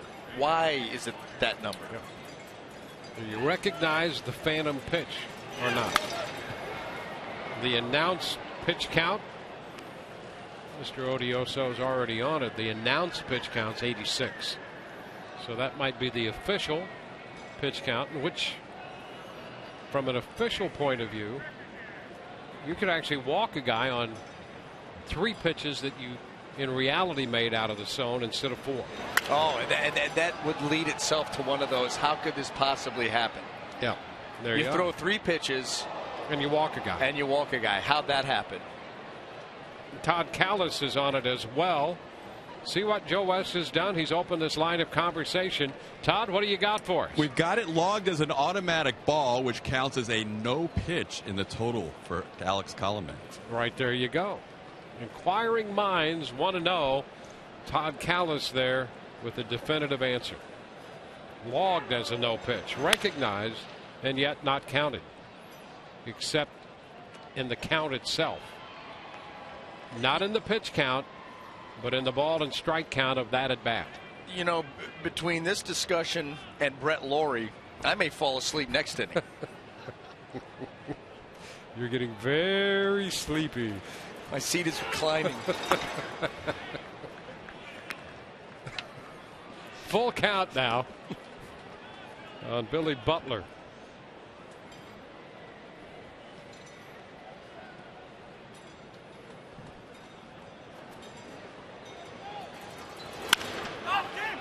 And this one's skied to short center. Here comes Kiermaier, and out from second goes Forsythe, and he makes the catch. Well, Forsythe says, you know, you had a little issue with that first one. I'll go out and catch this one. Yeah, and you know, listen, we saw early on the middle infielders conceding to Kevin Kiermaier and now taking charge, because you got to believe that Kiermaier, at the end of the day, this is his ball coming in, but Logan well equipped underneath it.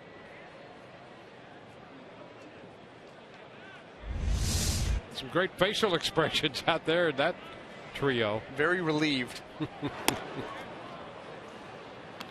Stephen Vogt takes one outside, 1-0.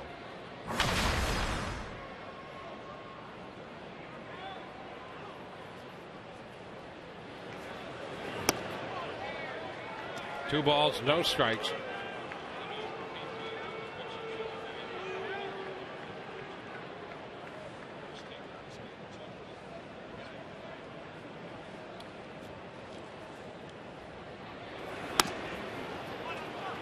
Upstairs, so Gelt's behind Stephen Vogt.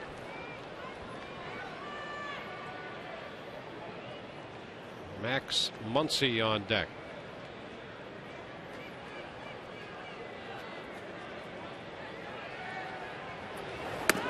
There's a strike. 3-1.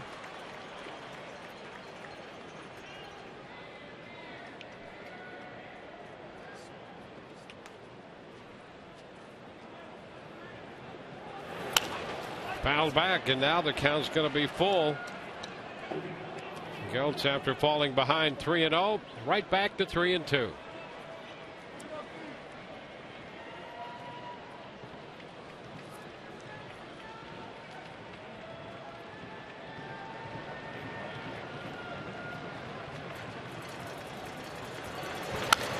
Pop foul, that's going to be out of play.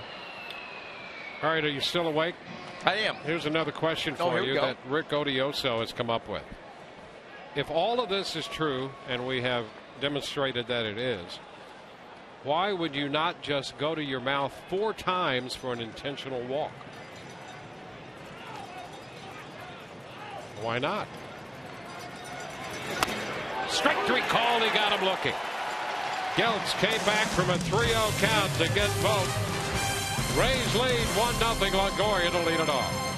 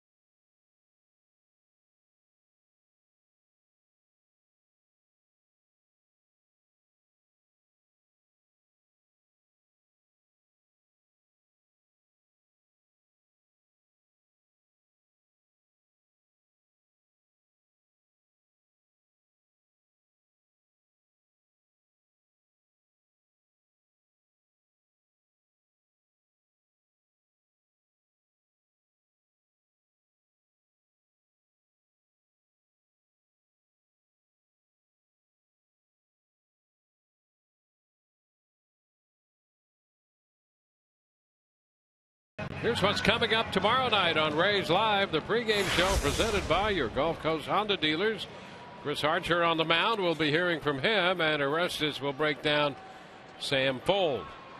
But you might still have to put your money on Sam.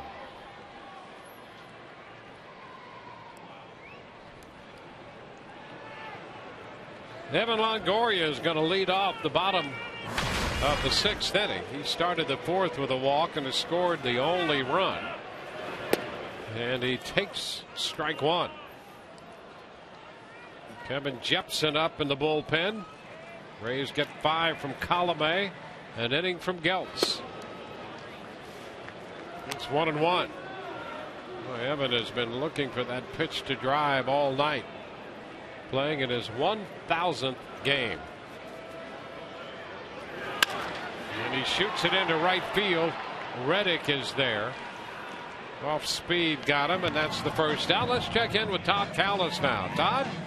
Scott Kazmir of the A's pitching tomorrow. Guys, you have to go all the way back to 2008, the last time when Kazmir was in the rotation. The Rays did not have a season with at least 30 starts by a lefty, and they're hoping one of these 2 lefties that you're about to see are going to be pitching at some point this year. Matt Moore's a lot closer, but Drew Smiley's some good news, guys. He's hoping to pitch in the next couple of months. He's on an 8-week program right now and says we don't know. It's a mild tear. I'm going to try and pitch through it, and hopefully I'll be pitching some meaningful games later in the year. Matt Moore extended spring game on Saturday, 35 to 40 pitches. They can control how many batters he faces, and hopefully Matt Moore will be starting a minor league rehab beyond that. So the Rays right now already hope to get a lefty back sometime this year. Back to you. Yeah, and it certainly seems with Matt Moore, each step of the way has been as they would hope it would be. Backhand by Sogard, and that's a nice play to get Loney at first base. Well, that backhand for the second baseman and the good throw to first. And that little grin there by Sogard, realizing going to go airborne and get it there accurately.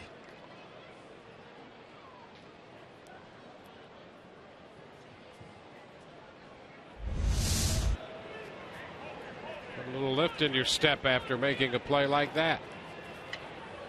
There's Logan Forsythe.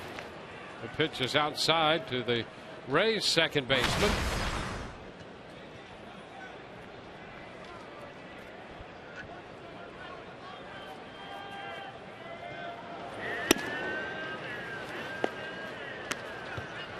Two and 0.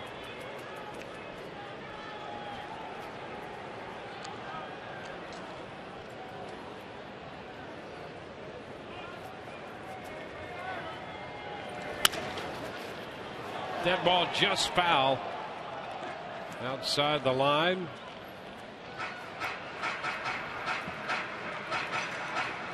Rays lead this one 1-0.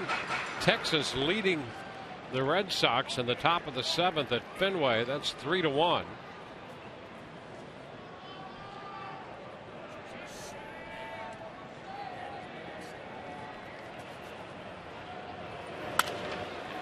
Foul out of play. David DeJesus is on deck, hoping to get a chance to swing the bat in the 6th inning.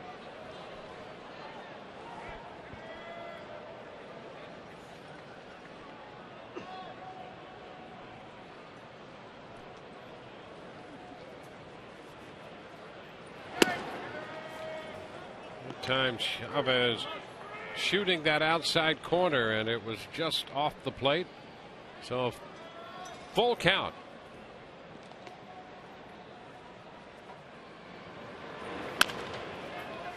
Foul ball third base side this time.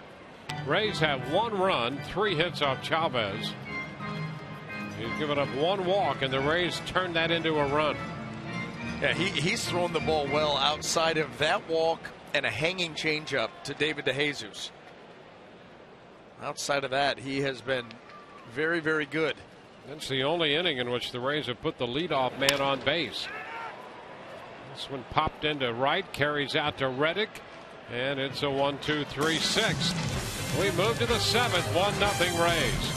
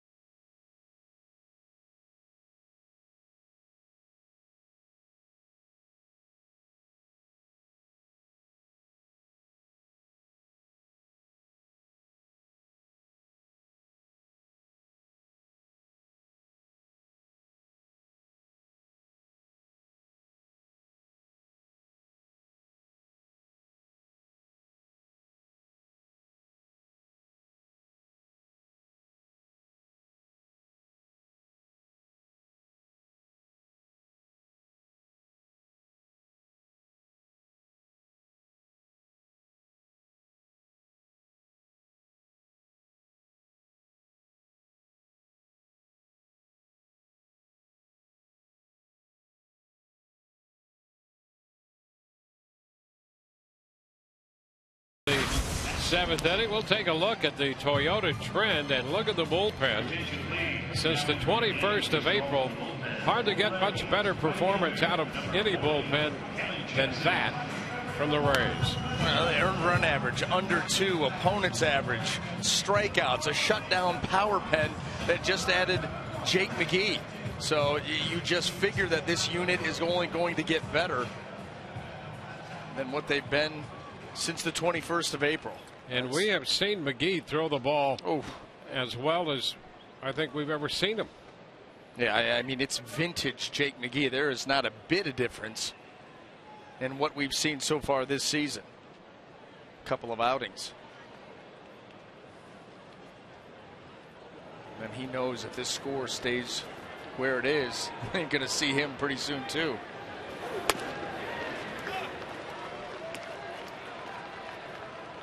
Kevin Jepson, the new Rays pitcher, and his first pitch in the 7th inning is a strike. 20th appearance for Jepson.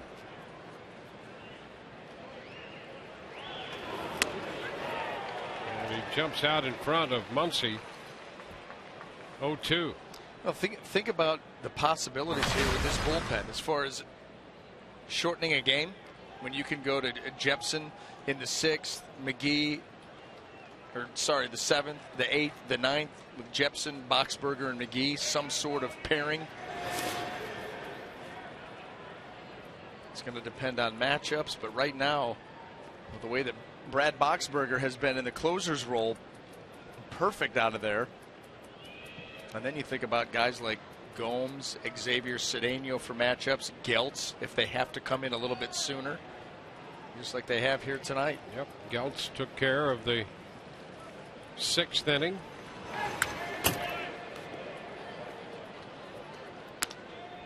Muncy fouling away the mid-90s fastball.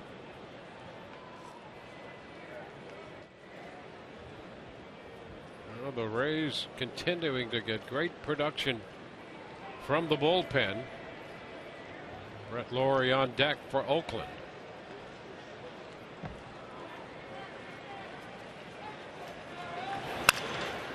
Ground ball, short right, picked up there by Forsythe out of the shift, and Muncy is retired. Rays shifting for Muncy, and they get him.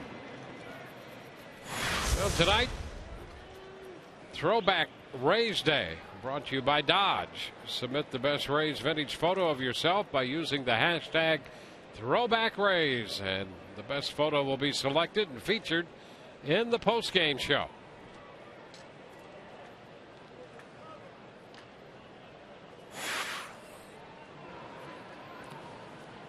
You may be checking the photos right now.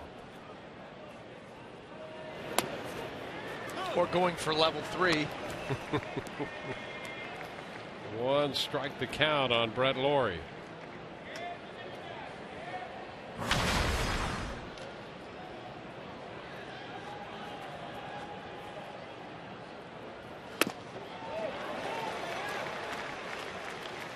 Another fastball by him, and it's 0-2.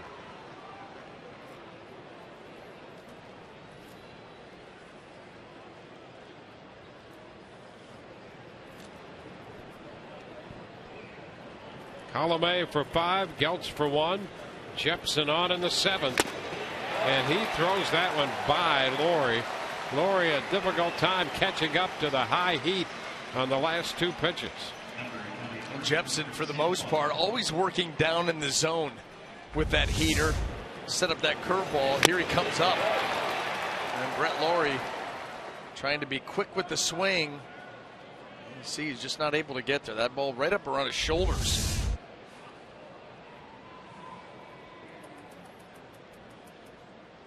Now Sam Fold bats with the bases empty and 2 gone.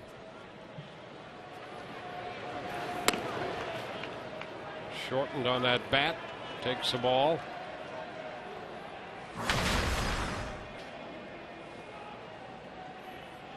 Only run of the game coming in the 4th.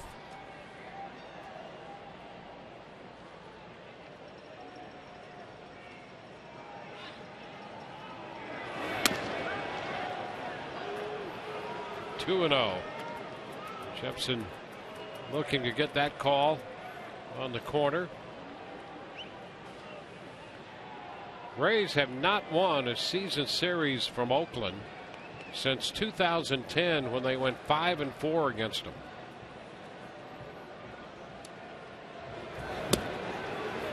It's 3-0 now to Fold.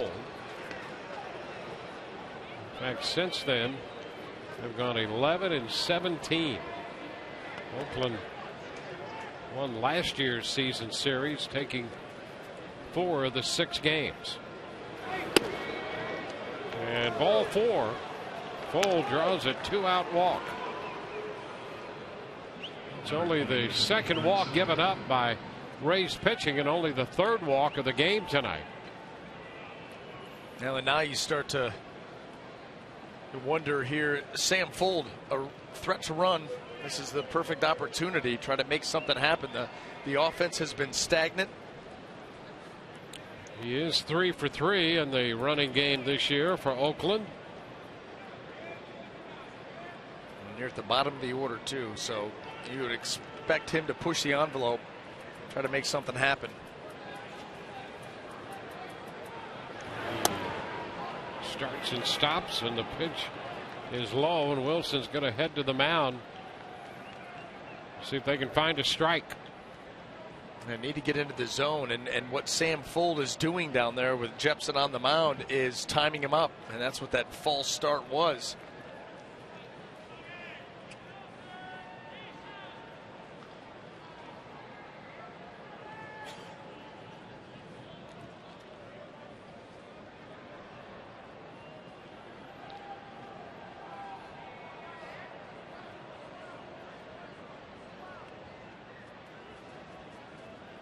Move to first, and Fold is back in.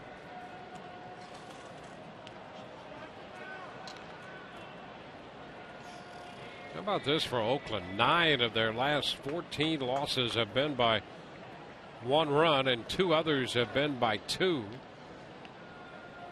They're 2-13 in 1-run games. Runner goes. The pitch is high, and the throw in time. Boy, Wilson put it right on the money. Bobby Wilson threw a strike to second base to cut down Sam Fold for the 3rd out. Congrats in that dugout to the Rays catcher. Franklin puts the tag on Fold. 7th inning stretch time. 1-0 Tampa Bay.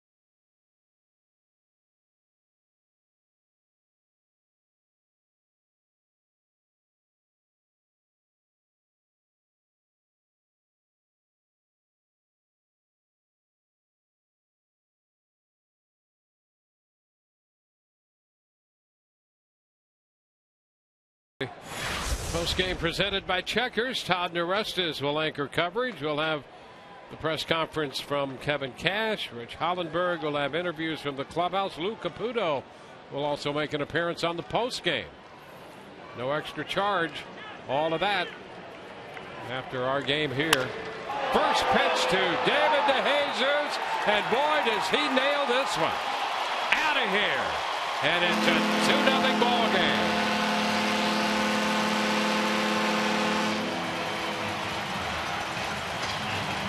David DeJesus hitting his 4th home run of the year.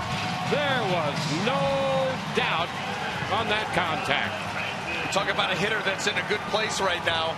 So much damage done the other way, and yet the ability on the pitch in to pull the hands in with authority. And this is what he's done. His recent hot streak he's been on the last couple of weeks, 3 home runs in that span, almost identical to that one right there. And just big blow. Brandon Guyer fouls it back. So DeJesus accounting for both of the runs for the Rays on a double to left center in the 4th and a leadoff home run here in the 7th.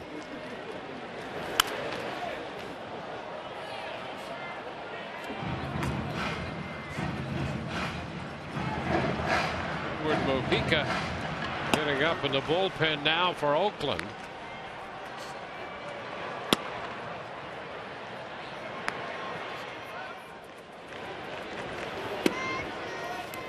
One ball, 2 strikes.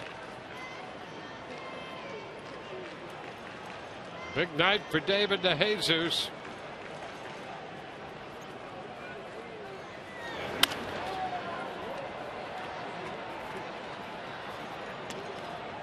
Well, he hit that home run on the road trip in Minnesota. Hit a fastball out Phil Hughes.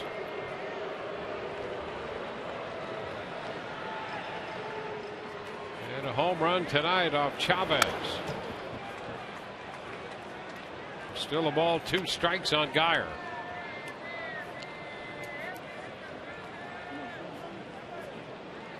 Well, DeJesus taking the designated hitter's role very seriously here in this game.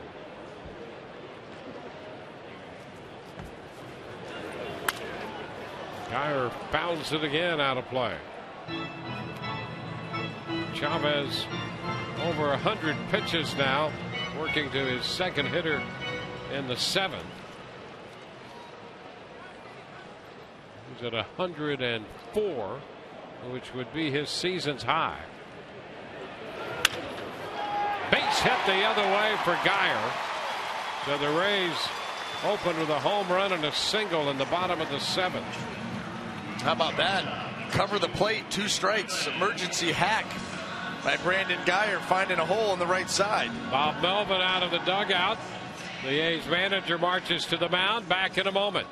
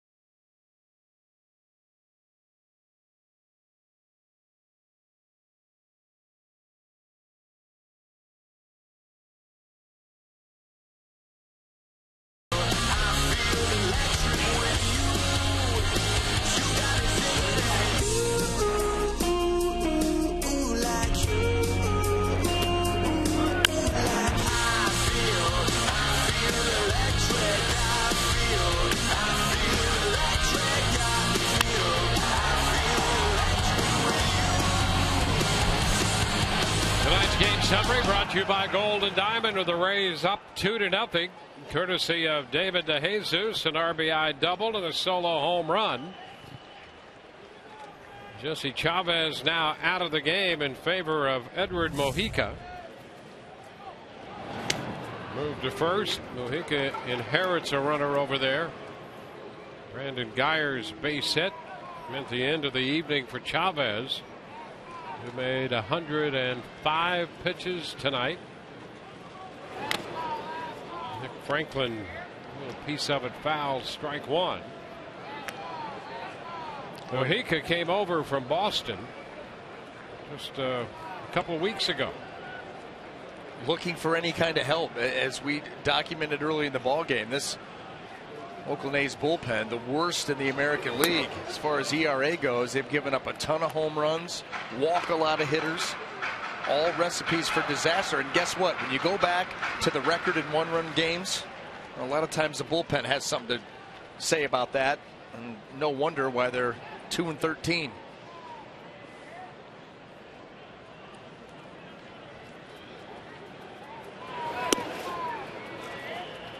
It's a ball and 2 strikes.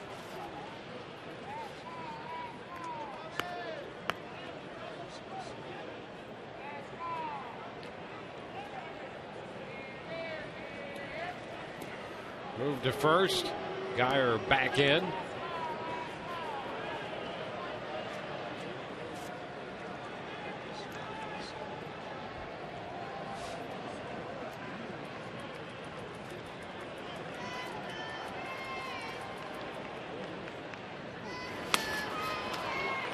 Franklin out on strikes. Well, Nick Franklin, tough here. As you're going to start to see him as this pitch is on its way, almost leaning back towards first base. Changeup already pulling out of there, everything leaking down the first base side, and tough to make solid contact. It's the first out. Bobby Wilson steps in here.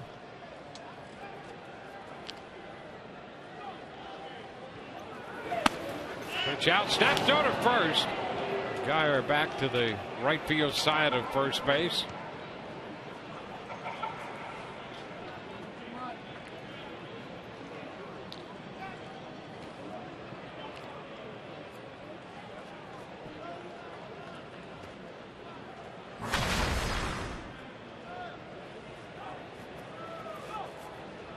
There goes Geyer. Pitch is wide and pops out of the mitt on the exchange attempt, rolling behind Steve Vogt. And a stolen base for Geyer, his 4th of the year in 5 attempts.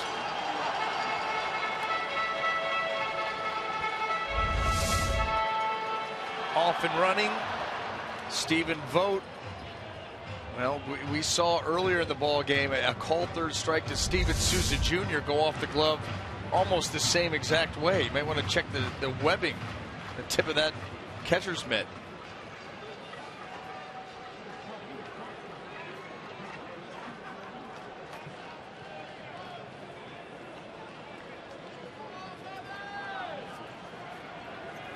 There goes Geyer trying to steal third, and the throw not in time.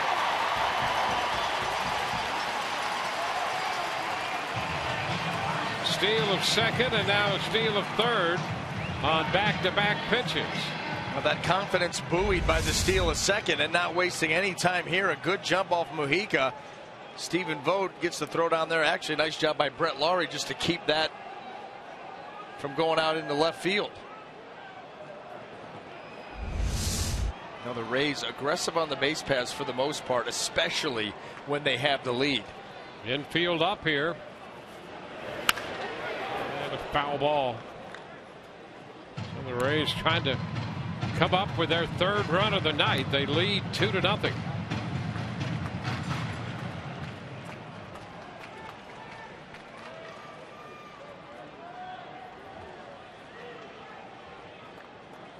Wilson looking for contact,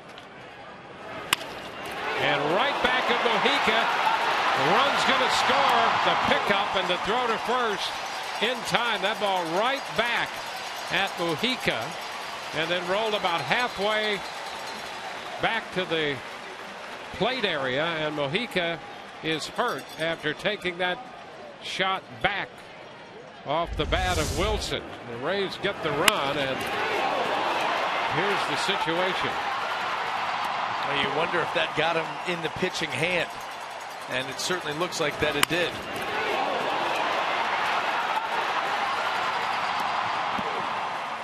How did he make the throw? That's the question. Adrenaline. In the heat of the moment. Yep.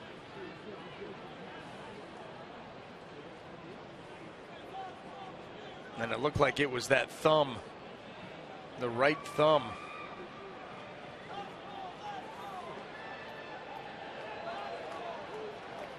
So Mujica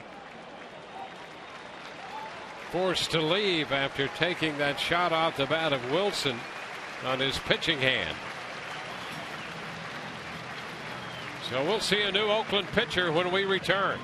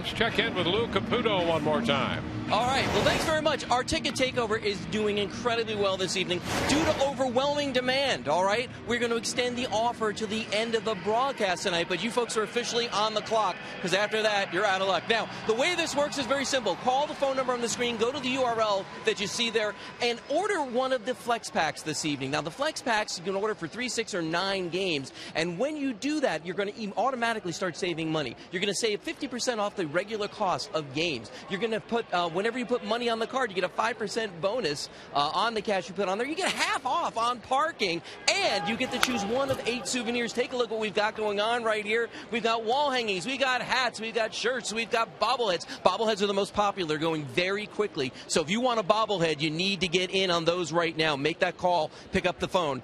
Right here, more bobbleheads, tumblers. We've got pullovers, more hats, all that, and the magic bracelet that I'm wearing right here. This is going to get you access to the summer concert series when we have that this year. Take a look at that right there for the concerts that are coming up on June 13th with Lee Brice, on July 25th with Casey Musgrave, and also on October 3rd, there we go, with Steve Aoki. But remember, only till the end of the broadcast. Once we're done, and once these run out, you can't get the souvenirs, but once the broadcast is over, you're not going to get this band with your Flex Pack. Okay, back to you. Meanwhile, Kevin Kiermaier, 3 pitches into the at-bat and down in the count, 1-2.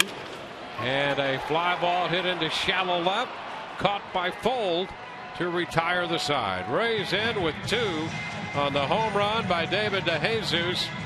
Brandon Geyer scored the other run on the comeback over the hill by Bobby Wilson. And the Rays, at the end of 7, lead 3-0.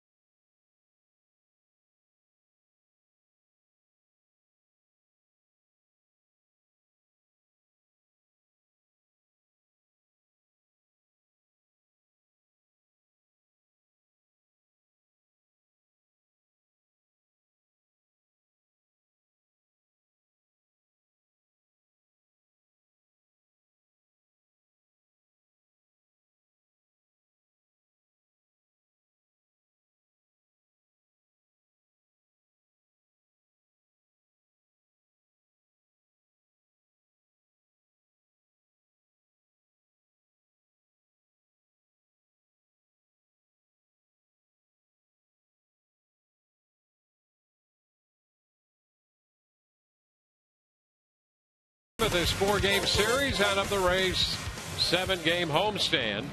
Moving on to the 8th, and Jake McGee makes an appearance tonight. Well, it's been clean. This is his 3rd appearance, and in his 2 previous, how about the 4 strikeouts, no walks, and just continues to deliver that mid-90s, upper 90s heat right at the top of the strike zone. So Jake McGee comes on. Mark Canha will pinch hit for Sogard to face Jake to lead off the 8th.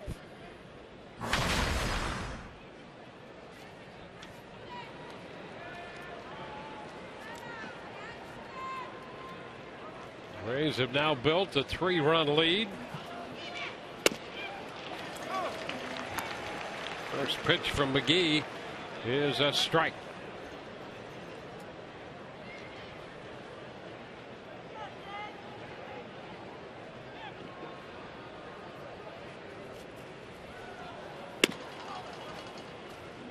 One and one. Kind of spent last year at AAA New Orleans. 20 home runs there. Now 1 ball, 2 strikes. Well, David DeJesus with a couple of runs batted in. Bobby Wilson has one. Raised 3 runs and 5 hits.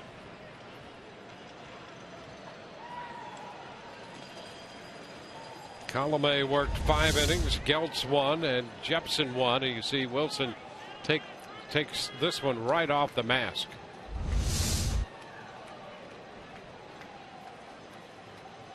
And a cut and a miss. 1 away. And where was it? Strike 1, strike 2. Well, it's like a broken record that teams just cannot figure out.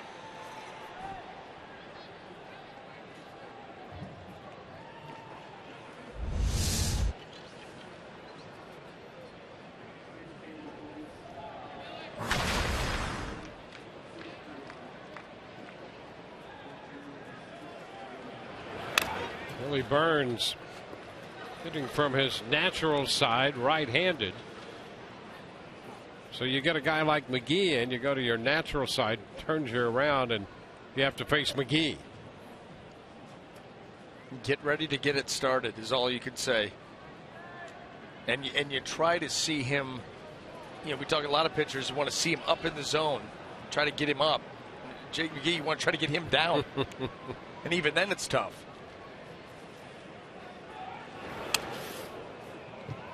Way up and off Wilson's mitt.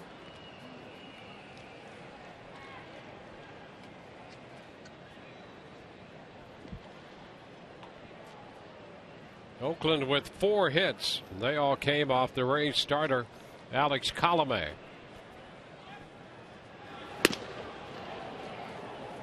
Burns takes this one too high. 2-1.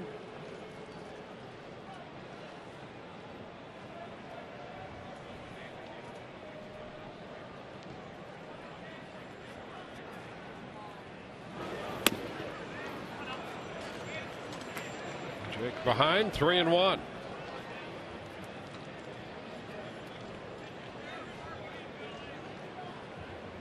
McGee pitched an inning in Atlanta on Tuesday.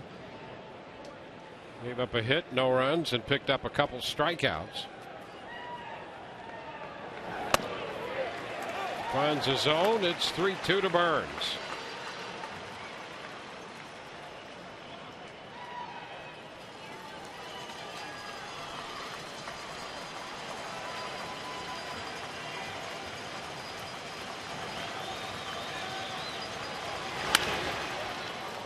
Headed out of play.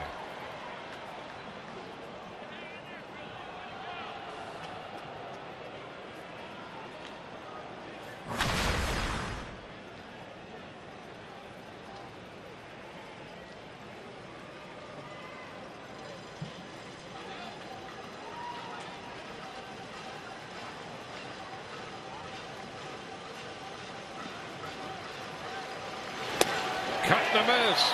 Jake comes back to strike out Burns. That one at 95. 2 up, 2 down. I mean, that fastball stays same plane.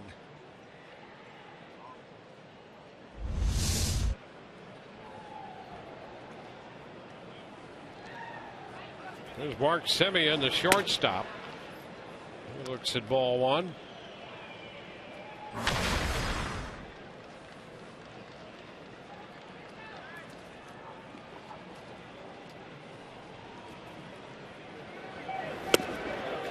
One and one. Hard to catch up to. I mean, it's really interesting to watch. It's one after the other.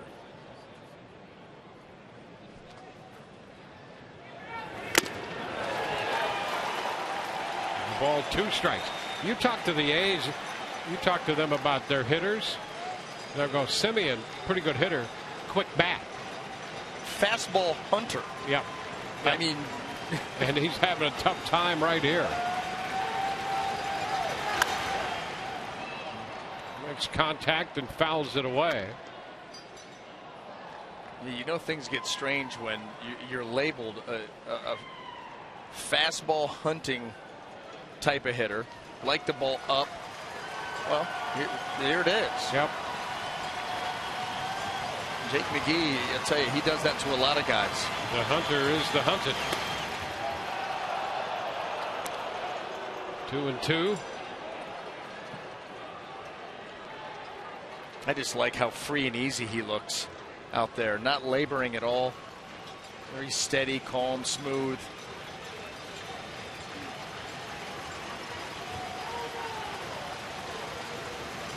Two. Fly ball short right.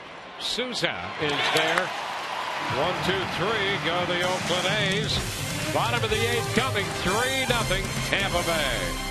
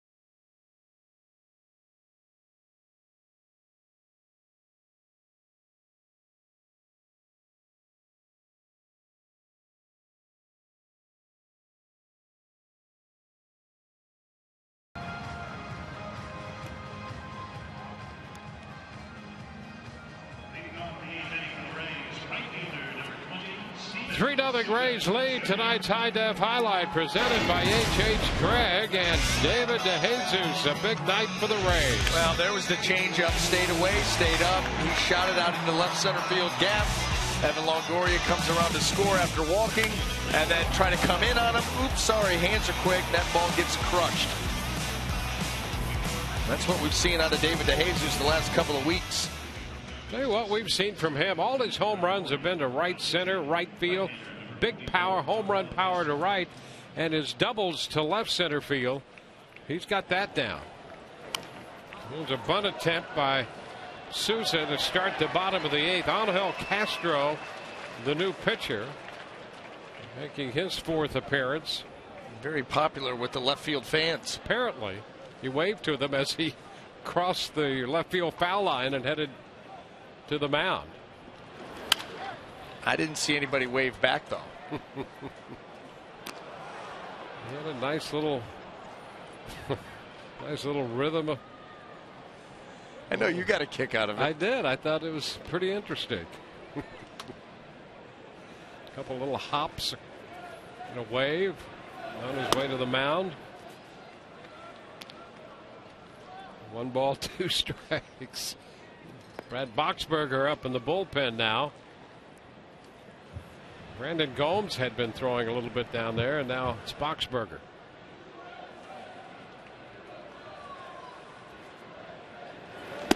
It reminds me of the time that a manager that shall remain unnamed, sitting in the dugout, was, you know, out on the top step, waving, acknowledging.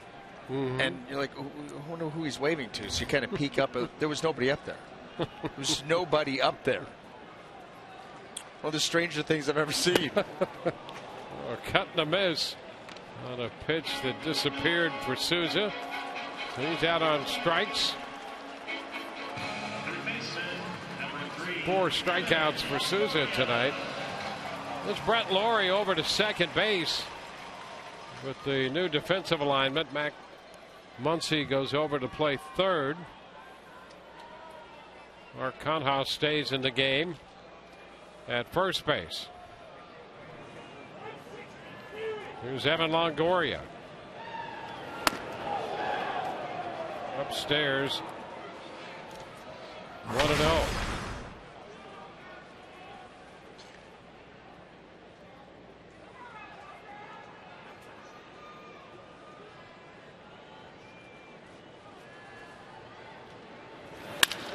Ground ball headed toward the middle. Laurie with a pickup and the throw to first, not in time. Evans on for the second time tonight, picking up a base hit this time. Well, sometimes it's how hard you hit it. Sometimes it's where you hit it. And Evan Longoria going right back up the middle. It's flagged down by Laurie, but no way he's going to be able to get Evan on this.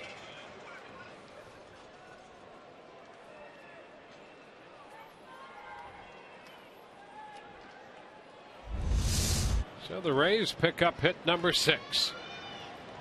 This one off the right-hander Castro.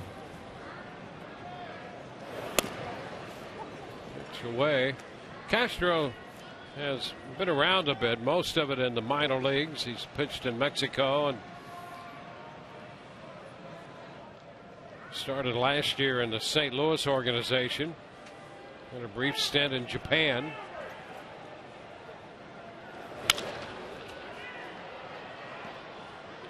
One ball, one strike. You see mid-90s with that fastball. Nothing wrong with the velocity he puts up there.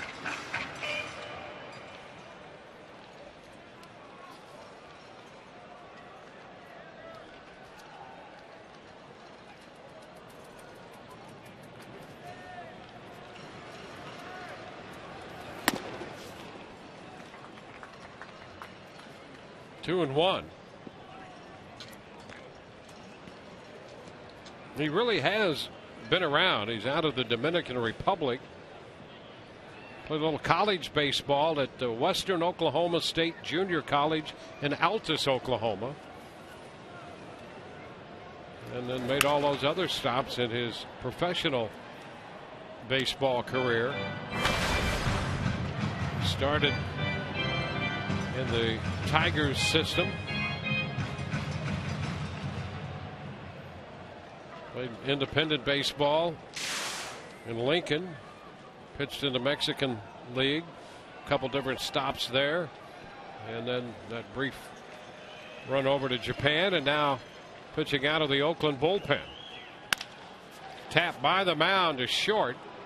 Out at second and a high throw to first. That's going to go into the stands. So Laurie tried to unload that one quickly and did unload it right into the stands. Well, this is the one thing we know about Brett Laurie. There's no way he's eating that. Not going to take the out and hang tight. Going to try to make something happen and watch him try to get rid of it as Evan Longoria bears down on him. I mean, just like hot potato. Coming right at you. The ball, too. Zalone winds up at second. Here's Logan Forsythe.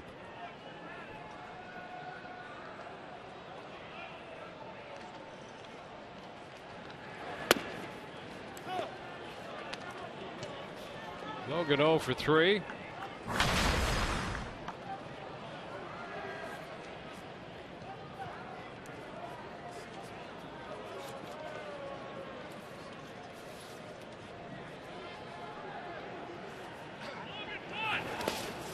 Blocked by Vogt, 1-1.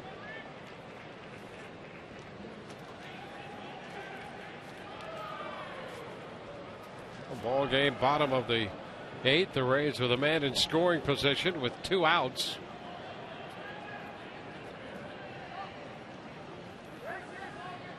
The error charged to Laurie on the throw, his 7th of the year. That's 45 errors for Oakland this year.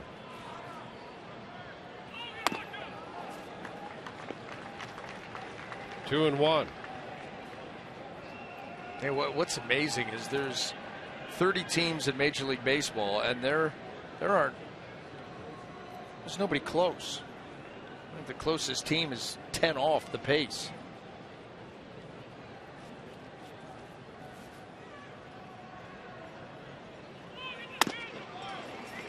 Well, you go back, start to pick apart on what has gone wrong for the Oakland A's. You talked about the number of one-run losses, the struggles of the bullpen, the fact that they've given up more unearned runs, 28 unearned runs right now. You're pushing almost an extra run, just unearned. If you take that and add that to their earned runs, you're right. It's 3/4 of a run per game that they give up.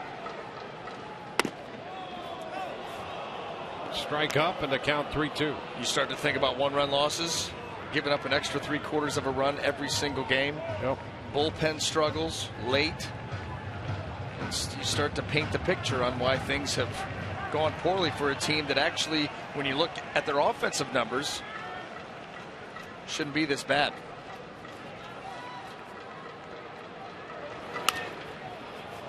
Foul back, so we'll get another 3-2 pitch from Castro.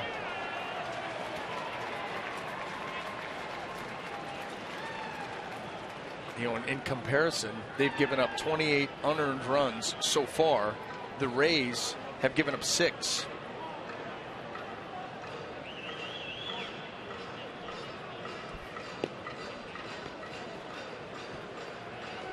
And tonight the Rays trying to move into first place all alone.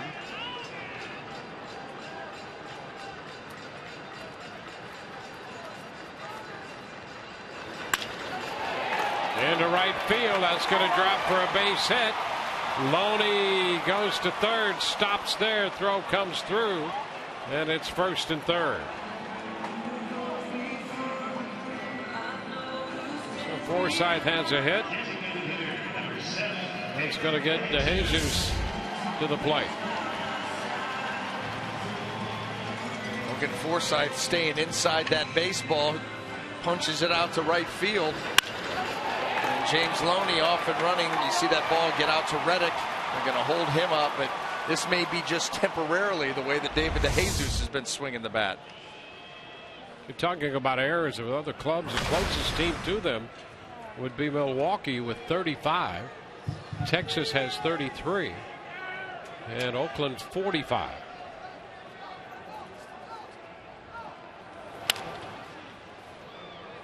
Foul ball by DeJesus, strike one. By the way, speaking of Milwaukee, I believe Will Smith pitches for them. Okay. Got ejected tonight for foreign substance on the wrist. Again, that's yeah, a little better than that.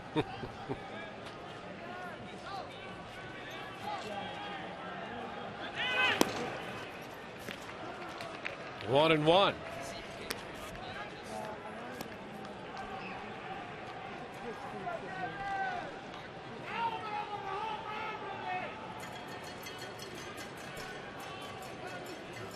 Rays got a run in the fourth, 2 runs in the seventh. 2 men on, 2 men out in the eighth. And the 1-1 to DeJesus. Out to second. Lori's throw to first retires the side. We're through 8, head into the 9th. You see Boxberger set. Reddick, Butler, and Vogt due up for Oakland.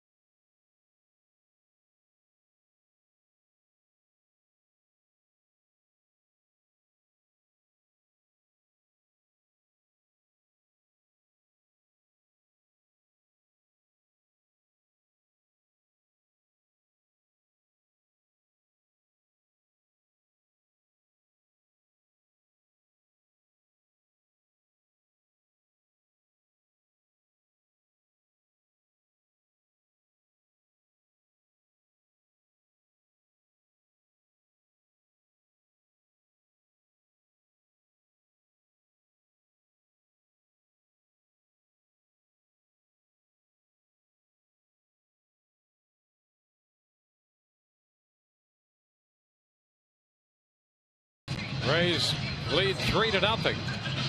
Boxberger on for the 17th time this year, and 11 of 11 in save situations. Well, you can't do any better than that. You start to look at the fact that he can be overpowering in the strikeout department. 21 in 15 innings, and that opponent's average in the 130s at 137.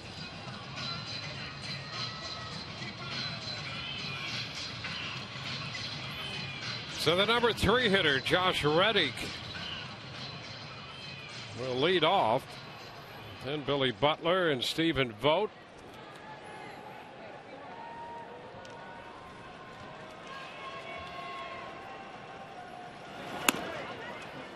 Boxberger's pitch is upstairs. Reddick with a ground ball to first and a couple fly balls to center field tonight.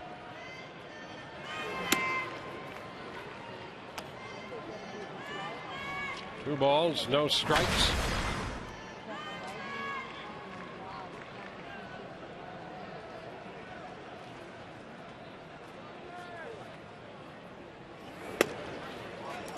That's a strike.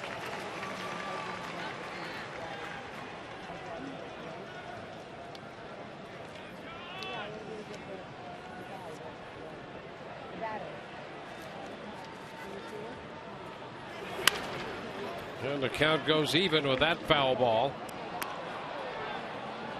2-2. Not a lot of at bats against Boxberger for Oakland. Reddick 0 for 1.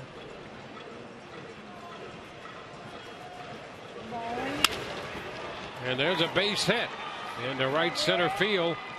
Kiermaier makes the pickup, and Reddick opens the ninth with a single. Well, he did a nice job of staying back on a changeup there by Boxberger and just giving himself an opportunity to pop this ball. You see right there, and Reddick, this ball cutting across the plate.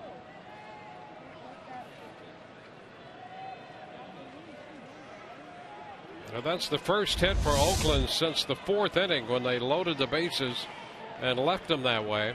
Leadoff single in the 9th. Here's Billy Butler.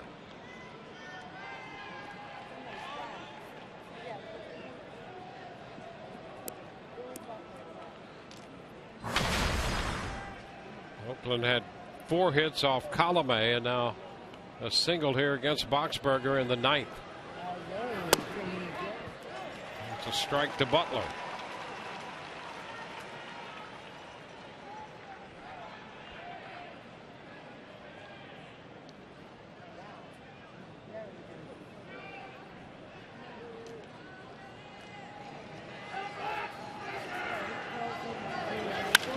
Butler takes it up the right side. It's foul. Bounding out of play. An 0-2 count.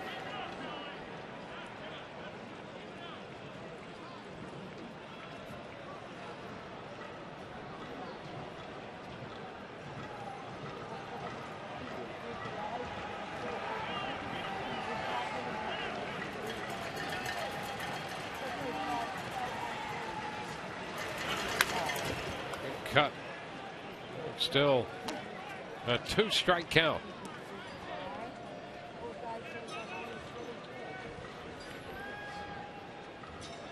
Toronto beat the Angels 8-4.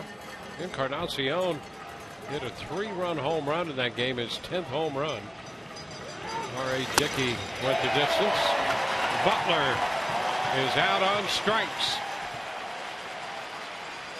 That gives the Rays pitching staff 8 strikeouts tonight. Brings up the catcher, Stephen Vogt.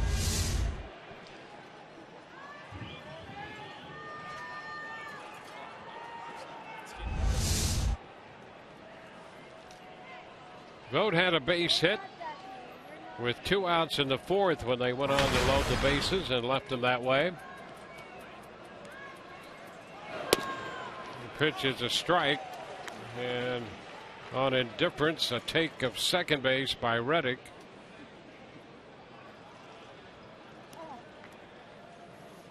Opening game of this series here tonight. Game 2 tomorrow. We'll be with you at 6:30 on Fox's Sun Sports. Scott Kazmir against Chris Archer. Fly ball, center field. Kiermaier makes the catch, holding at second, Reddick. So the Rays an out away from putting this one into the win column and moving into first place alone. And the hitter is Max Muncy. Muncy started the night at first base, now playing third.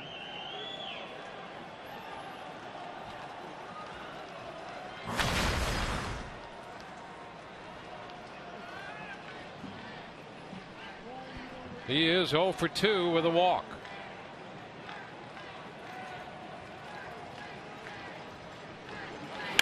He bunts. Third base. Longoria, barehanded pickup. Safe at first base as Reddick advances to third. And Muncy keeps the game going on the bunt. You know, interesting play there by Max Muncy. Not expecting that, but a good play in that it gets the tying run to the plate here with 2 outs and Brett Lawrie. Evan Longoria, all that he can do, but Muncy clearly there in time. So on the bunt, Muncy is aboard, and we're going to take a look at this play. We're going to waste everybody's time because he's there easy. And he didn't catch the ball. So Joe West along with David Rackley donning the headsets. This will have to be the shortest review in history. Safe, and then there's the ball.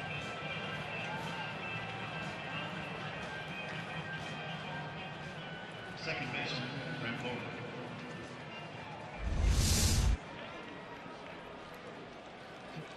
So the replay confirming that call.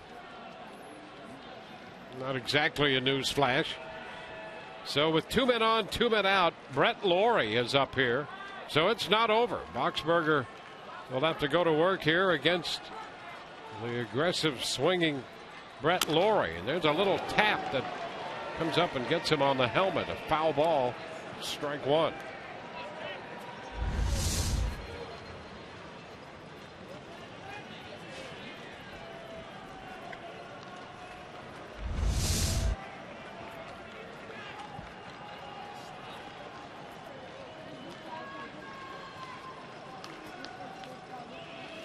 Cut and a miss.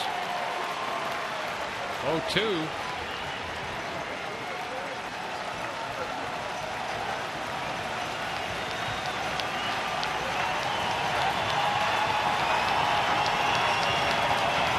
Well, the Rays trying to end it here.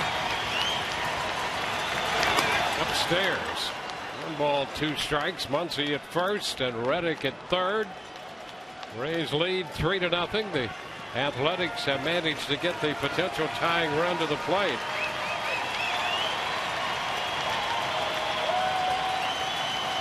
And a cut and a miss. Rays are winners, and they're in first place all alone.